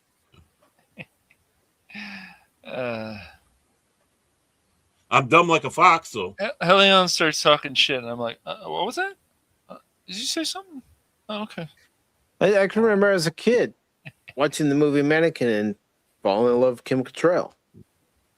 Yeah, I never got into Kim Cattrall. She was cute in Porky's. Oh, it's so funny she was in Porky's. Yeah, she was Lassie. She was Lassie. But Lassie, come here, girl. Come here. Mm-hmm. She had a good role in Police Academy, but yeah. That's Police Academy too. Yeah, I mean, that's when she was good. But yeah, and she never looked right in Star Trek 6. What the hell did they do to her in Star Trek 6? I think if she was anything else but a Vulcan. Mm-hmm. Yeah, but that haircut was horrible. It's like a bowl cut. She looked like Mole with pointed ears. Yeah.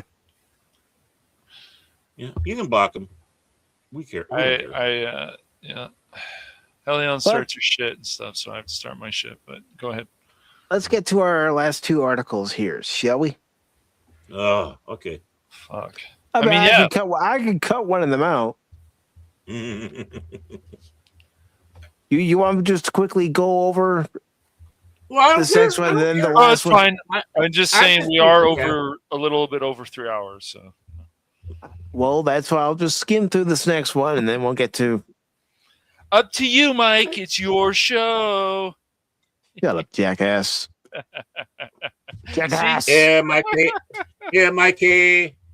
EPAC, FIC 414.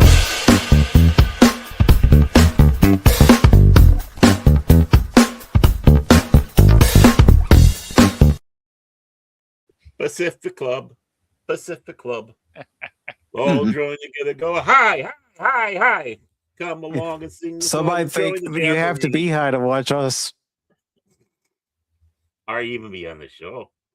Yeah. Yeah. Again, just having fun. I could even poke fun at myself. Whole bag of apples, man. Whole bag. And Ubisoft price tumbles 34% to a new 15-year low. Former dev denies DEI policies to blame. Same old fake news. Fake news. This is by Ryan Pearson. Recent months have seen it, and yes, I'm trying to get it through quick. Seen its stock tumbling roughly 34% to a new 15-year low.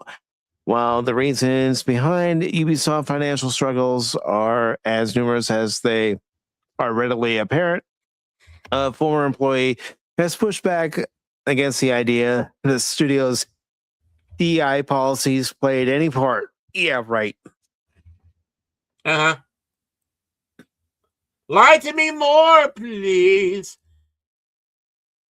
Despite being framed as, I love him so much. Despite being framed as a quality-focused reset, Ubisoft's recent restructuring has played out more like a slash-and-burn restart, with the move thus far involving the cancellation of 6 games, including Prince of Persia, The Sands of Time remake, delaying of 7 others, and closing of 2 studios, and layoffs across their various subsidiaries. Well, I don't think that Star Wars Outlaws game helped them all that much either. No, that was the game. Well, it right down to even gameplay. I was hearing everything about it sucked. Huh? Unsurprisingly, this uncertainty has caused the company's stock value to tumble. Yeah, 34%. The day after Ubisoft's restructuring announcement, and as a result, hitting its lowest price in 15 years as of publication.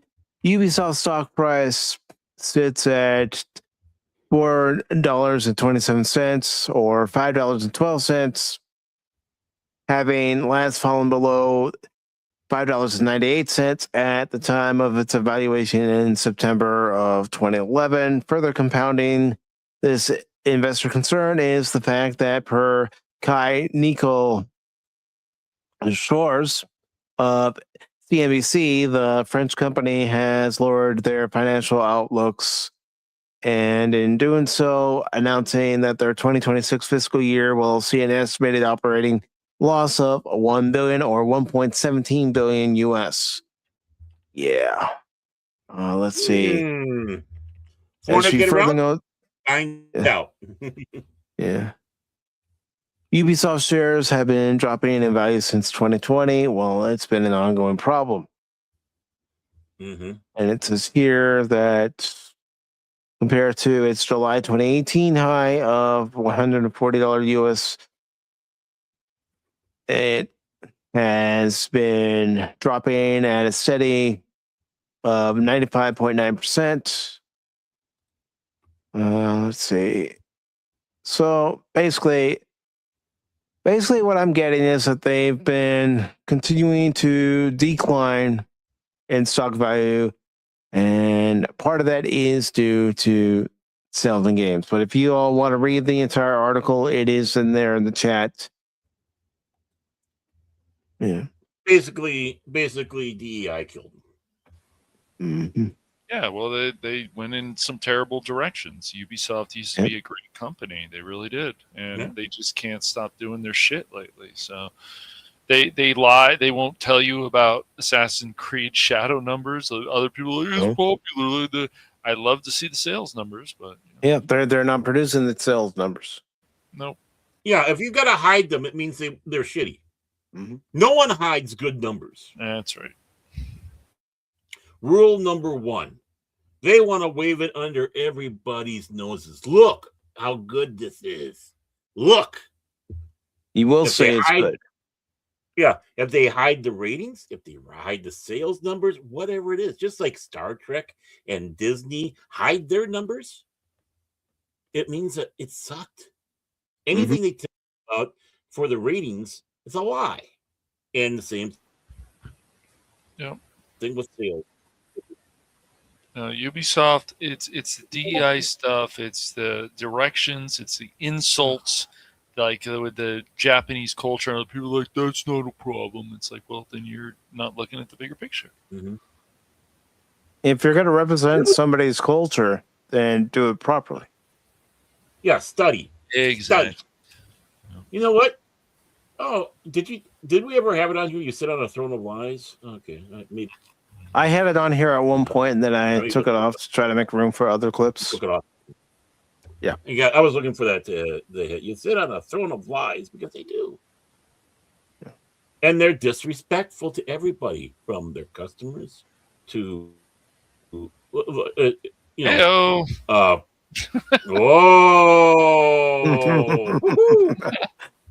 Hey-oh. I like that. I like that. Yeah, I know I do. There we go. But it's pathetic. It's ridiculous. We know Outlaws stunk.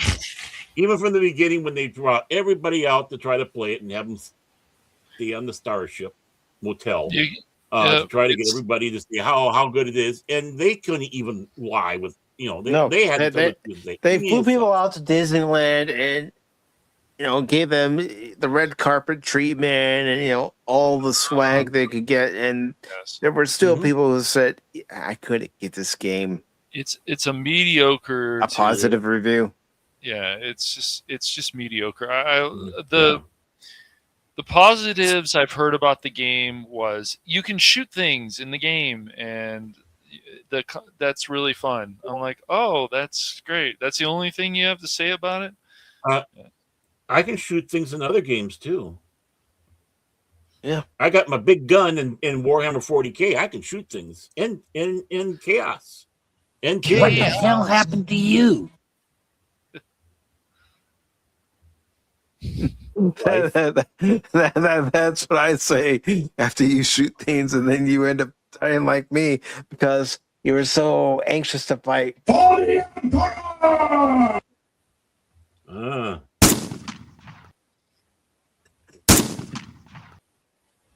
that come through? That came through. I heard it. I didn't hear it. Okay. There we go. Even though I didn't hear it. There's Baron. There's Baron. Yeah, Baron. That's me in the game with Cash. No, that's going to be Baron and Arc Raiders. Baron, you okay? Yeah, you might want to get away from that Rocketeer. No. Yeah. No, that's me and Helldivers 2 with Cash. Yeah. That is, or that. You know, it's just that's playing with Cash. That's good. It really it's is. very easy. Well, knowing that your daughter's safe, knowing that your daughter's safe, do that. Yes. Knowing that you know where she is and that she's safe, it's a lot of stress that's been lifted off your shoulders. A lot of weight. Yes. And you're feeling good, so we're honored that you're spending that time here because usually we tear things down because, you know, it's just our nature because everything sucks. Yeah, that's what they say. I can't hear it, so I'm just gonna dance around with it. You can stop it every way. Yeah, negativity. Yeah, that's what we do. We're always out of red. Cash is always out of red. Yep, no matter what's in sight. Yeah, that's right. We're the negative ones. No, we just don't sugarcoat things. We don't beat around the bush. We tell it like it is. Did you do that one, or did I do that one? You did. That's the AI song you did. Yeah, I didn't know if you did that AI song. I can't remember. I've done so much shit. I forget. The AI song I did was for the intro for Pop Talk. That used to be on just Wednesdays, and now it's on Sundays and Wednesdays. Although I still have the original theme. I've been telling myself to play it every time, you know, the credits stop playing so that everybody can still hear the Pop Talk theme, the original theme. Now, where the fuck is it? Where the fornication is it, Ewing? Come on. We're trying to be a classy show. Look at my den I'm in. We're going classy here. The next show, we're all in suits and ties, okay? Fuck that shit. No, I'm not wearing a suit and tie. Suit and tie on Pop Talk. Well, the last thing I'd fuck is shit, okay? No. Ew. I'll play this for the rest of the show. Yes, I'm getting to the other story. Jesus, help me. This man, he drives me crazy. Hey, well, it's a good thing you're here because we are all trashy here. All right, so here we go on with the final story of the evening.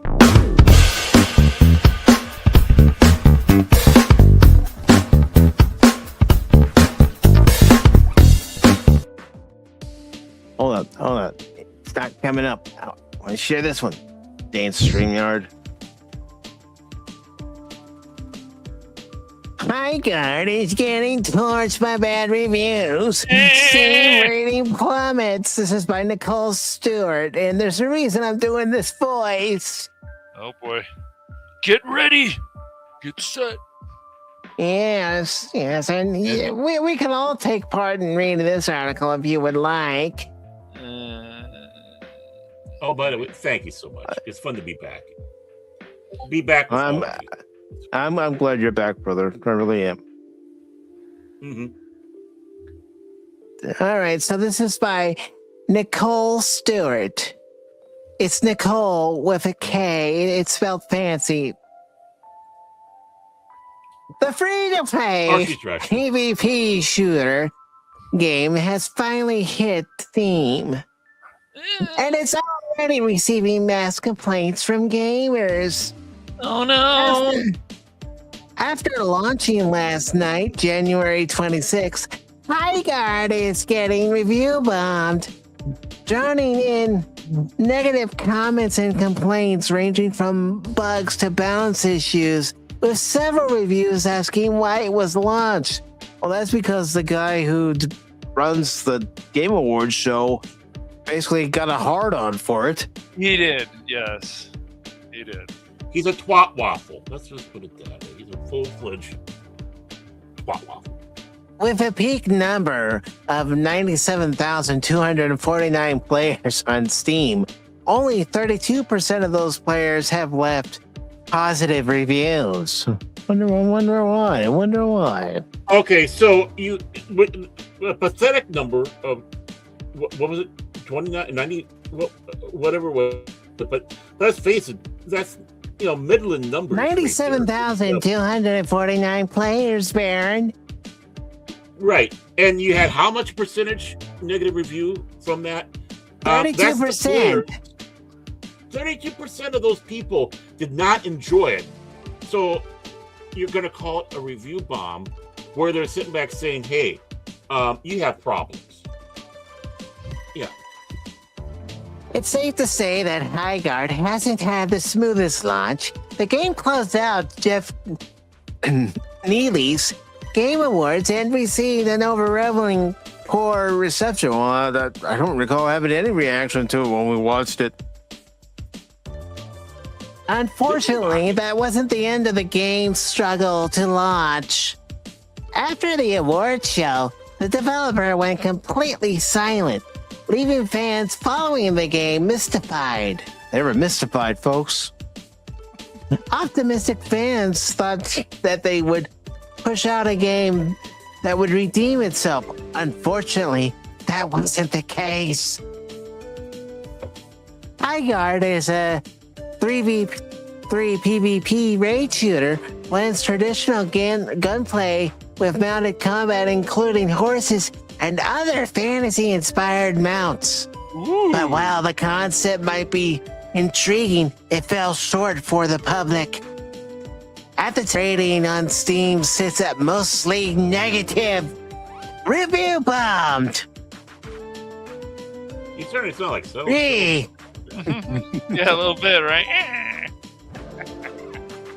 While many gamers are complaining the game's core mechanics and gameplay, as well as its ability to blend various themes and genres, many are bashing the game for how big the map is only for a 3v3, wishing they would add more groups of 3 or just bump up the team size entirely. A Reddit post that went live yesterday has talked about the issue, saying 3v3 with short TDK is boring as fuck. More players have flooded the post to bring up their complaints, like how blurry it is. Another commentator mentioned that collecting rocks searching for chess gameplay is absolute stupid. On Steam, players have been blunt about their gameplay experience, with one saying they were cautiously optimistic for Highguard. They didn't want to assume anything for the game ahead of launch. The review continued saying, "The raid game mode becomes repetitive extremely quickly within a couple of matches. Honestly, Highguard touts itself as a new breed of shooter when it all culminates to is combining aspects of every popular shooter thoughtlessly." I know now I sound like Little Dicky. Ever seen that Adam Sandler flick? It's haha. Oh, not very funny. Another review was even more blunt, asking, "Why does this run so poorly? Like you have to actually try to make it run. This is bad. I'm impressed." Many do not have high hopes for Highguard unless the developer Wild Night Entertainment Inc. make substantial and worthwhile changes. Thankfully, there is some content in the works and a roadmap for updates. And as it's a free-to-play game, there's a chance that with beneficial updates, this game could flourish. I don't know. If I was at the title screen, even with a free-to-play game, I'd even be asking for a refund. Want to keep track of High Guard's progress or any other gaming news? Keep checking back here for the latest updates. And there are a total of 5 comments. Yeah. Product gets large number of negative reviews because it's bad. It's not a review bomb. Right. This, Nicole, is a leftist who thinks any negativity toward her group is forced. It isn't. These aren't review bombs. They're honest opinions by people that actually played the game. The real bombers are those that haven't played the game for an hour and post positive reviews while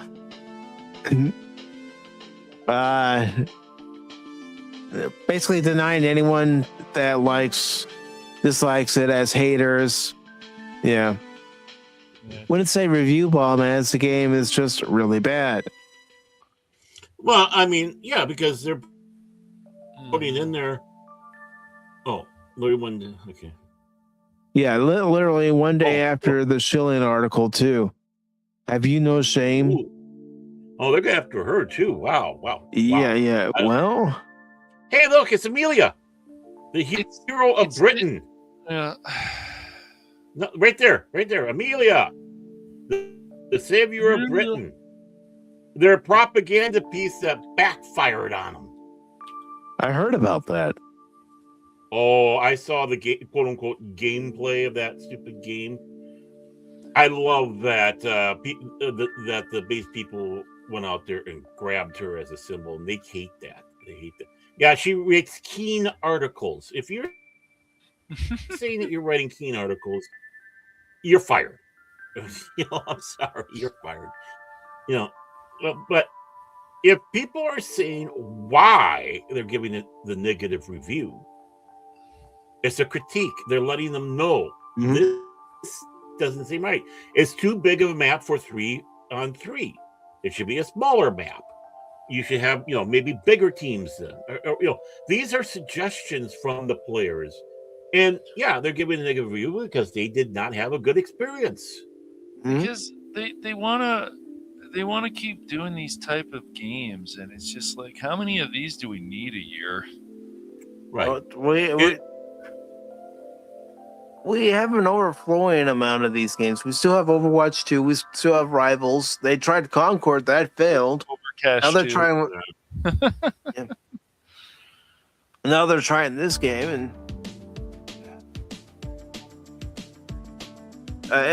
there's also a game called Enlisted, which is like this, where it's PvP and you're going against different players.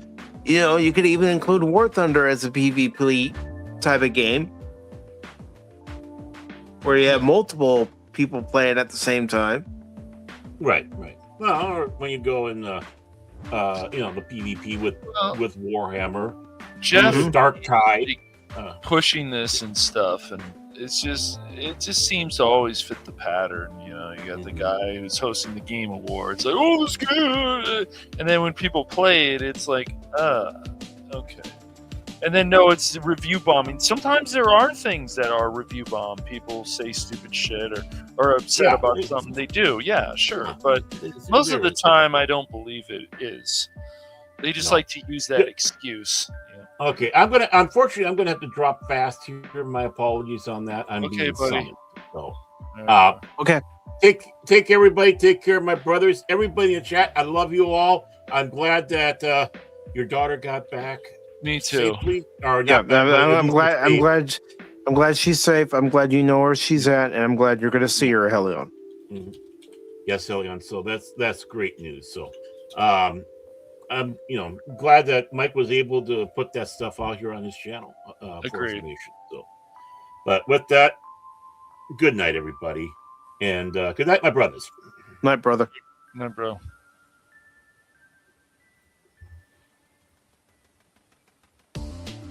and he's gone. He left us. He left us alone. Less chaos. Yeah.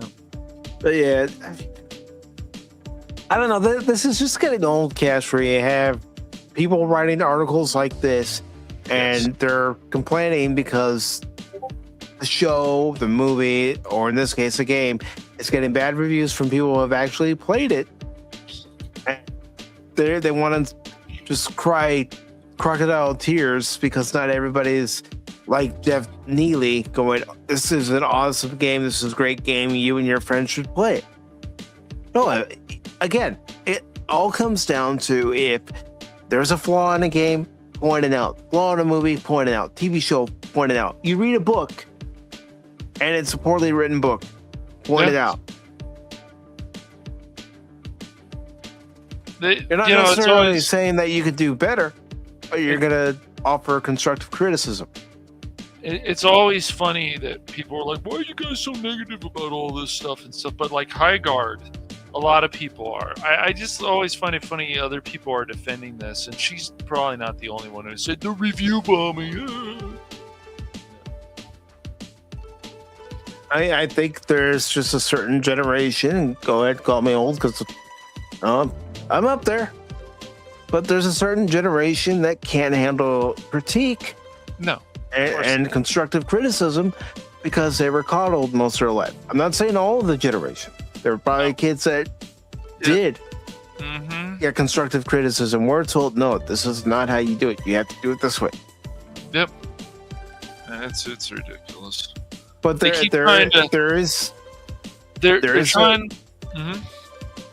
is a section of the audience, and we see it in these articles, for instance.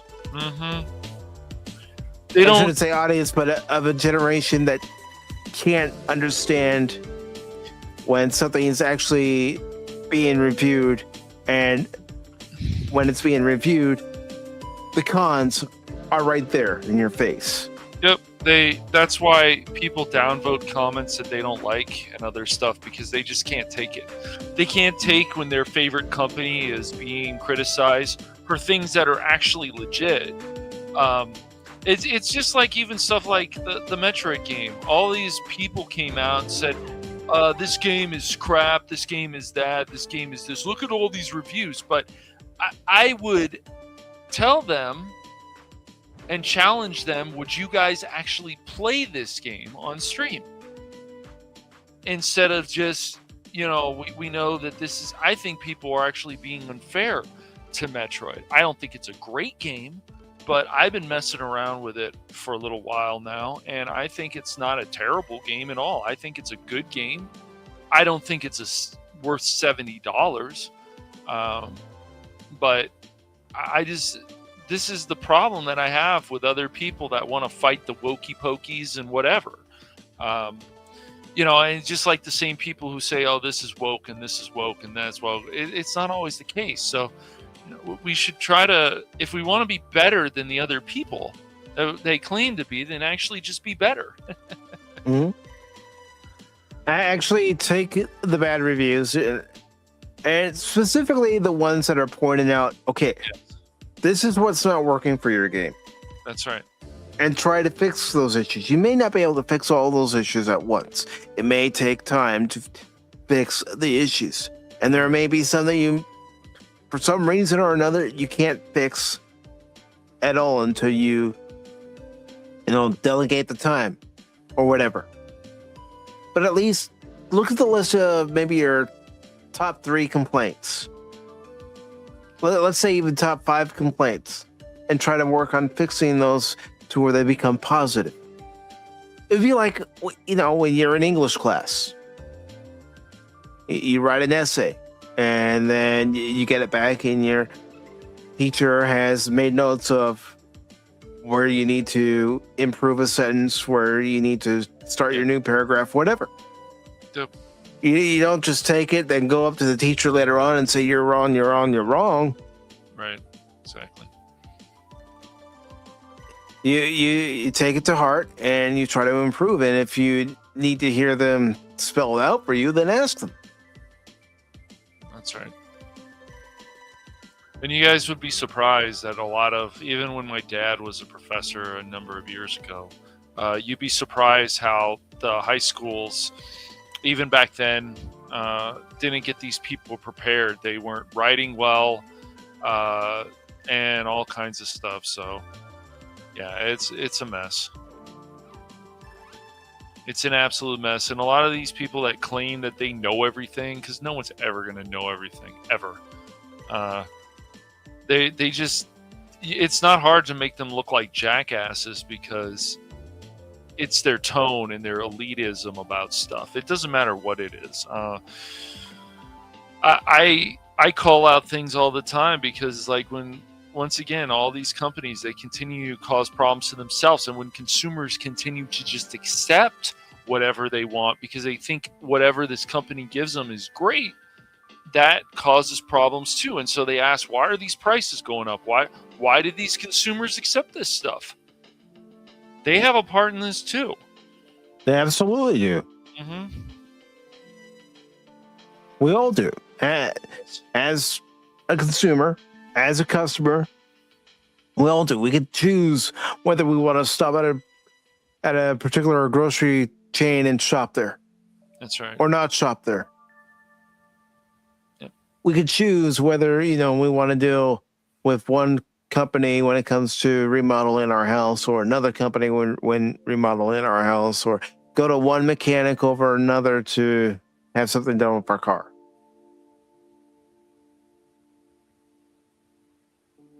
We're still in control. We're still in complete control when it comes to our choices. Yep. And the thing is, people can fix these problems, but they need to come out and start assuring their actual customer base, the people that actually, said actually twice, bought the games for Ubisoft, because Ubisoft was great because they had a vision, and they had a great vision before. Splinter Cell, Rayman. They did some really nice work before with Assassin's Creed, but even that started getting convoluted and crazy and whatever.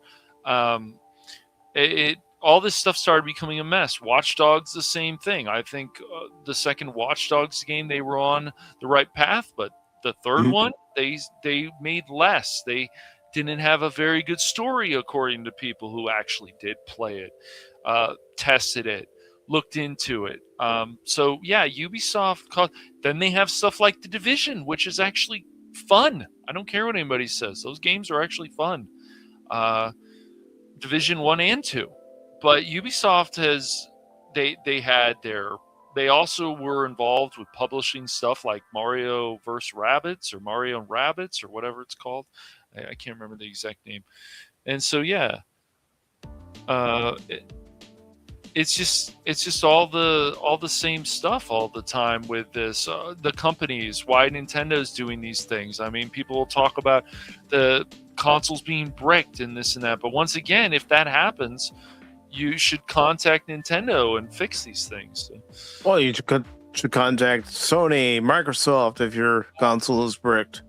Yep, exactly. So it's just yeah, well, Ubisoft have become bitches, unfortunately, but in a lot of ways. But they can start repairing themselves, but it's going to take baby steps, and it's going to take a whole new direction. It's going to take people to come out and say, yes, we're going to bring back Splinter Cell this way. We're going to do this. We're going to bring back Rayman. We're going to bring back stuff that we have been involved in. And to answer your question, Helion, Ubisoft was once a highly respected game developer. Yes. And they developed the Assassin's Creed series of games. And unfortunately, some decisions within that company have helped them fall from grace. Yep. Yes. And it's not all the DEI stuff, too, or the stuff. It doesn't help. It's their other directions, too. Their cash grab stuff in this, their overprice of this, all the DLCs people would have to buy and so on for the Ultimate Edition. Now, that's not always the case, but a lot of companies, well, Ubisoft is definitely, I would say, in the red. It is interesting, though, that there are people out there that are still defending Assassin's Creed Shadows. There's still people out there that have been defending Ghosts of Yotai, which is Sucker Punch, which is another company. And all these companies, they can make great stuff. But even Naughty Dog and all the other ones, we don't know. Look at The Last of Us Part 2. Yes. Everybody was liking it until Abby kills Joel. Right. People were fine with it. And so they can push all this sexual stuff and things like Last of Us. Then they'll censor stuff. All this stuff just continues to cause problems. They can do it on PC. They can do it on anything. All this stuff is always a hassle. So that doesn't mean that these companies aren't doing good things for their consumers. But there's definitely problems out there that need to still be fixed. Yeah, definitely problems that need to be fixed. Will they be fixed? Only time will tell. It's up to Ubisoft to fix their problems.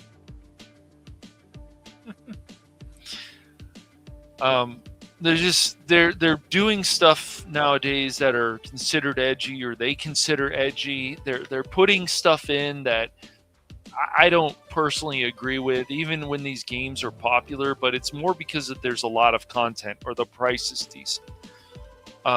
That's why stuff like Larian Studios have done very well, but so did Hogwarts for Warner Brothers Games or whatever. I can't remember the exact company name. I'll have to go look that up later. But as I said, it's always good to do research of a lot of this stuff if you're very interested in it, to see where it started and why it's going in this direction. Some of these companies just don't get it. They can do a lot of crazy stuff, and they do have a vision, but they've lost their vision.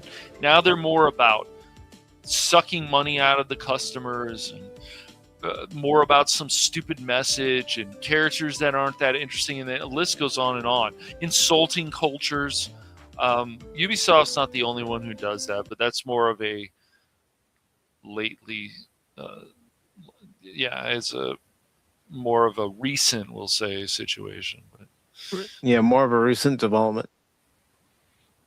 So all this stuff can be fixed usually, but it's going to take a lot. Yeah. But Cash, it is almost. Well, okay. Maybe it is just a little after 9:30 here on the East Coast. But ready to wrap this up? Sure. So before we wrap this up, why don't you tell the beautiful people out there watching on Phantom Hooligans and Pacific 4 on YouTube and Rumble what you got coming up? Are we gonna finish up our mission? Yes, we're gonna finish it up. I'm gonna have to do a test though of Rumble Studios first, and then if that goes well, and it should, then we'll be ready for Friday. And I don't know the time yet, but it'll probably be earlier, and we got to finish that up. So we will. We got 2 stages to finish up. I just gotta make sure Rumble Studios is actually going to work. So I'm going to have to do an actual stream by myself and see what happens there. But it was good. Yeah, I don't see why it shouldn't work this time compared to last time. Right. Last time it was OBS not wanting to accept the stream key and URL. Yeah, I know. So I'm going to have to test that again. And we'll see how that goes. Fine, then it should be fine. I find it ridiculous that because I rebooted my computer, I deserve to be punished. That's how I feel about it. You rebooted your machine. You will now be severely punished for that, Cash. I know. That's how I felt, because it's like everything seemed to be set up, and bam. So but I was like, okay, I can be like some of these other streamers that we've seen, or that even some of them we know, oh, forget about the stream, oh, forget about it. It's like, you should have a good reason that you have to stop the stream. That's my feeling. And yeah, so. Well, I mean, you could be like me with the internet. It's like, what does it mean, folks? I didn't just abruptly end the stream. It was the internet. Well, people give you this advice about how bad external SSD is, and they bottleneck, and it's like, well, if that's the case, and I'm sure it can happen, why I'm, is I'm, it that this SSD external right now? Because I'll be putting an internal one later on, but why is it this thing continues to run so many things and it doesn't bottleneck? So, including Pal World, and Pal World is something new, but it runs it quite well on the SSD. So I don't know. I just don't believe all this stuff. I have one SSD that I run my games on, and I have no problem. Yep. I'm gonna put in an internal one again, but just not right now. Once I get the new machine, I might even wait a bit longer. As long as this machine can run a lot of stuff, it should be okay. But it was just frustrating when hitting that start streaming and then I run into a problem, all because I decided to reboot. Well, that's And why I asked you to show me your screen so I could see what you're seeing and help you through it. These things happen, and we want to always let people know out there that you're going to run into tech issues, whatever you do, including streaming. But that's okay. And if you do, just continue on. You don't have to give up. You just continue on. That's exactly what we did. And I thought we put together a quality stream. We got a lot done. Yeah, we died some, but in that game, you're going to die. You're going to die. And yes, we were quiet during the boss fights, especially. But honestly, during those boss fights, there's so much coming at you. You don't have time to look at your next screen to see what chat has popped up. We had to figure out that gargoyle thing once we figured that out, but it was a little tricky because we had to always be paying attention. You have to be aware of things all the time in that game. That game's difficulty is ramped up when you're playing with two players compared to playing solo. Yeah, I'm sure it is. So, also one other critique I would say about Evil West is I don't like, unless they're doing it on purpose, that you actually get kind of stuck there. I'm wondering if they do that on purpose. Maybe they do at certain little areas. In that one area where we were fighting the elephant demons and the gargoyle, that church, I did get stuck there a couple times in that boss fight in the game, and I had to restart at that point when I was playing by myself. Yep. Oh, I'm sure. And so that's okay too. And I'd recommend that too. If you need to, go back to an earlier save point. If you feel you're really lost in the game or things aren't going well, go back, go level up. It's just, there's a checklist of things that you can do to improve your gameplay, improving everything. I mean, somebody like Mike, for example, he just kept pushing himself in Half-Life, a game he's never played in his life until recently, and he just kept pushing through it. And even when he watched me and going through those portals and this and that, it still can take time. And all Mike had to do, and I wasn't going to tell him because Mike doesn't want to know.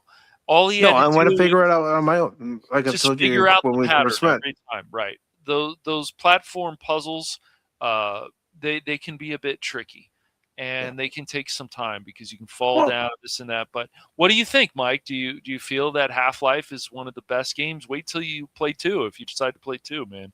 2 takes it. It's a good game. I was just getting frustrated with myself and the way I was playing, and unfortunately, before the last stream, I took it out on low spec, but I did apologize to him. It was uncalled for. And, game rage, and even that new person that came through, I took it out on them because I was pissed off, and that wasn't the right thing to do. So if that person is listening, and if they have been listening, I do apologize.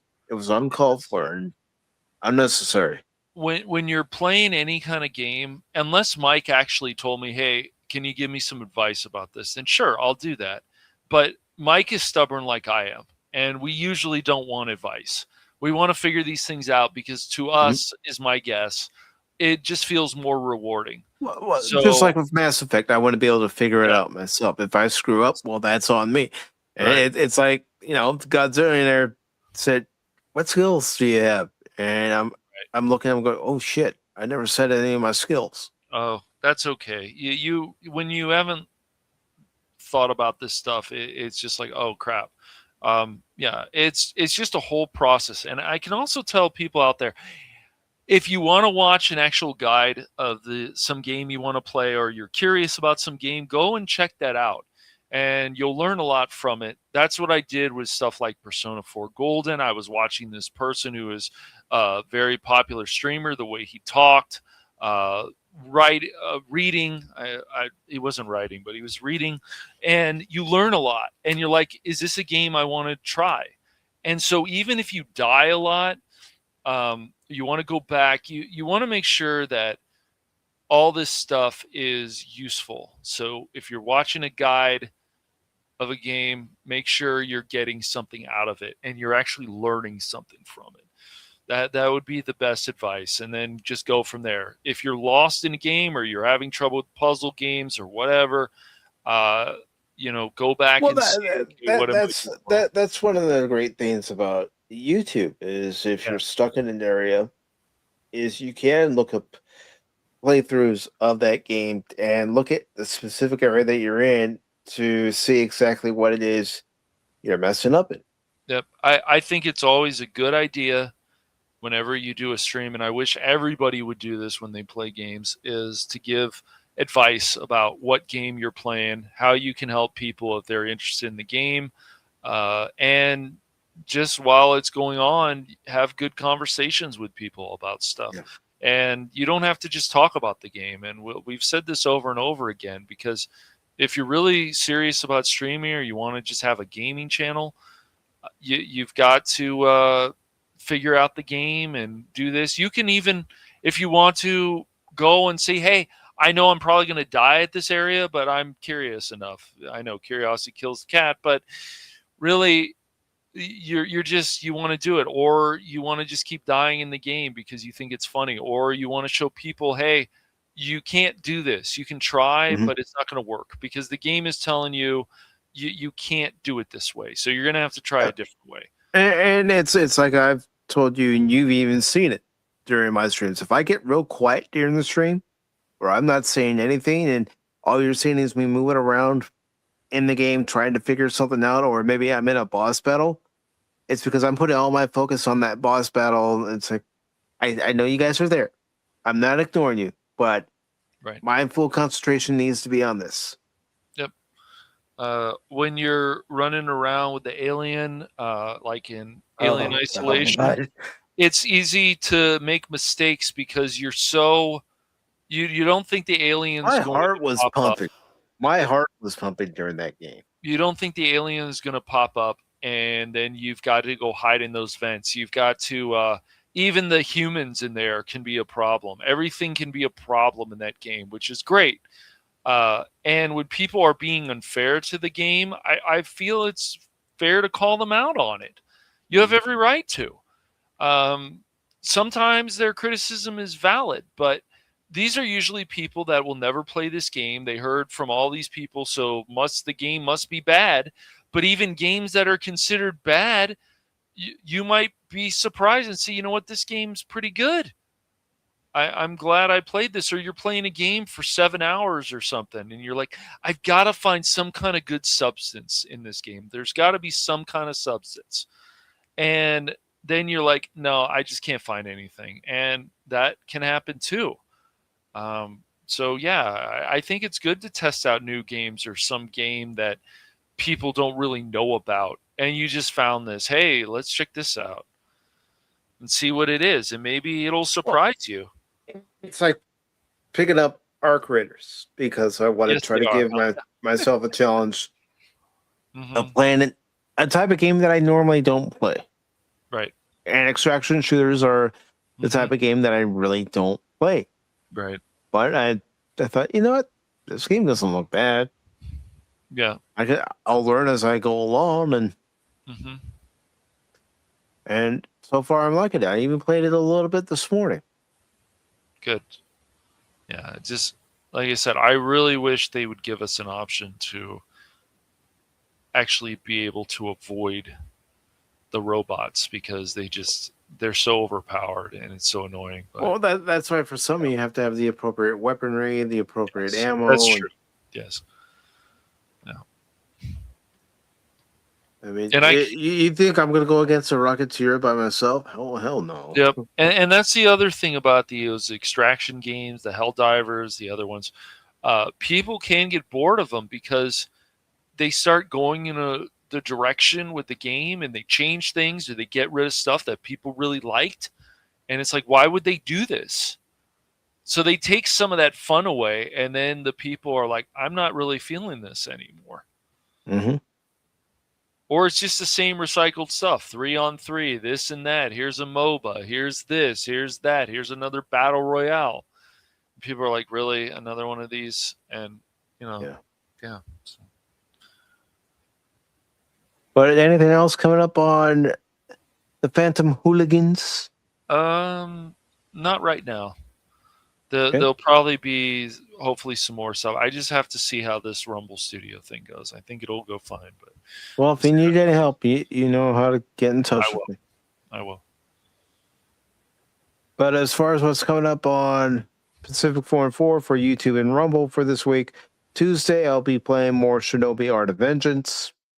And then Wednesday we'll have Pop Talk. I have to schedule it for Wednesday. I don't know what we're talking about yet. I've looked at some articles, and honestly, there haven't been too many that have caught my eye. I'm going to wait and see what pops up tomorrow afternoon. And then, in the evening, I'll probably make the thumbnail and I'll probably schedule the stream at some point. But if I can't find any articles, we might just sit back, relax, and enjoy the conversation. As I like to say here on Pop Talk, and just shoot the breeze.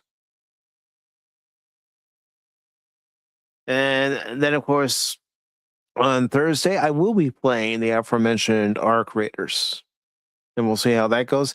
And yes, this Friday, there will be a Rumble-only stream, but I'll make sure to put the link to that stream in the post section here on YouTube. And, of course, I'll also put that link on my X feed, too. So. And let's see. Helion says Helion is working on new content and get back at it. Awesome, Helion. Awesome. I want to see your channel grow. But to everybody who is here, Helion, I'm so happy that you've got in contact with your daughter and that you're going to be able to see her. Thank you for being here tonight. And I'm just so happy for you.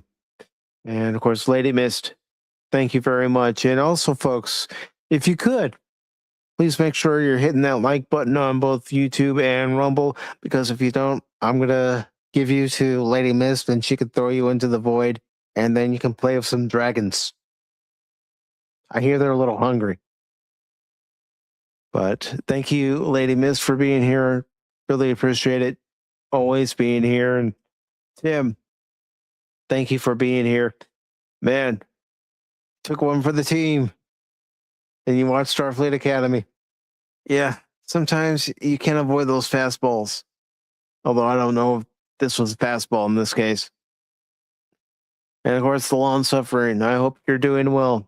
It's always good to see you. And, just try to keep Baron in line. Tell him when he's been a bad boy. And also, DJ Ronnie G. Thank you very much for being here, brother. Greatly appreciate it. Tree Rock, thank you for being here tonight. And as I scroll up, Godzillionaire, thank you for being here tonight, brother. Fat Steven, who says we're gay. Okay, all right. Well, I am happy. But thank you for being here tonight, Steven. Adam Wannabe, thank you for being here tonight. Steve-O, thank you for being here tonight. And even Phil in this shit emojis. Thank you for being here tonight.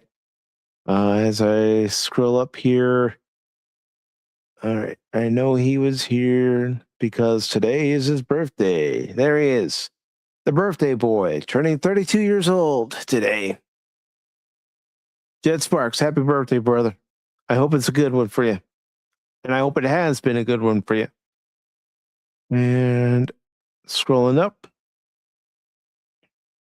making sure I get everybody. Okay, that looks to be everybody over on the YouTube side, and then over on Rumble. I want to thank Roller Plays for rating the channel. Thank you very much for rating the channel and following the channel. Roller Plays, really appreciate it. And Waffle Meat, thank you for stopping by tonight. A lot of fun.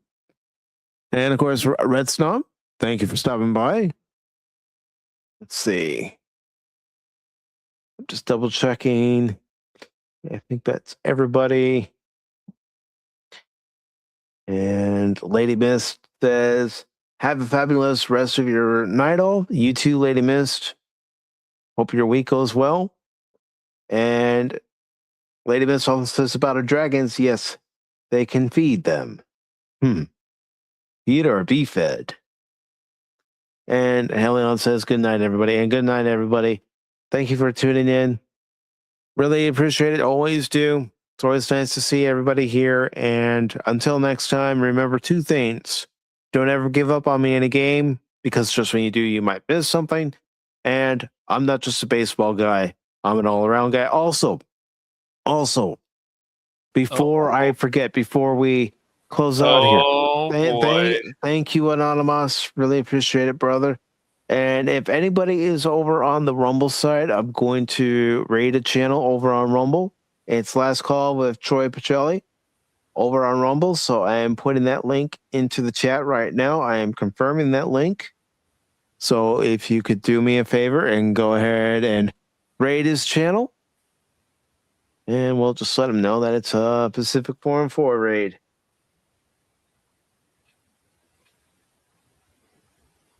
So if you all can do that, I would greatly appreciate it. You too, Lady Mist.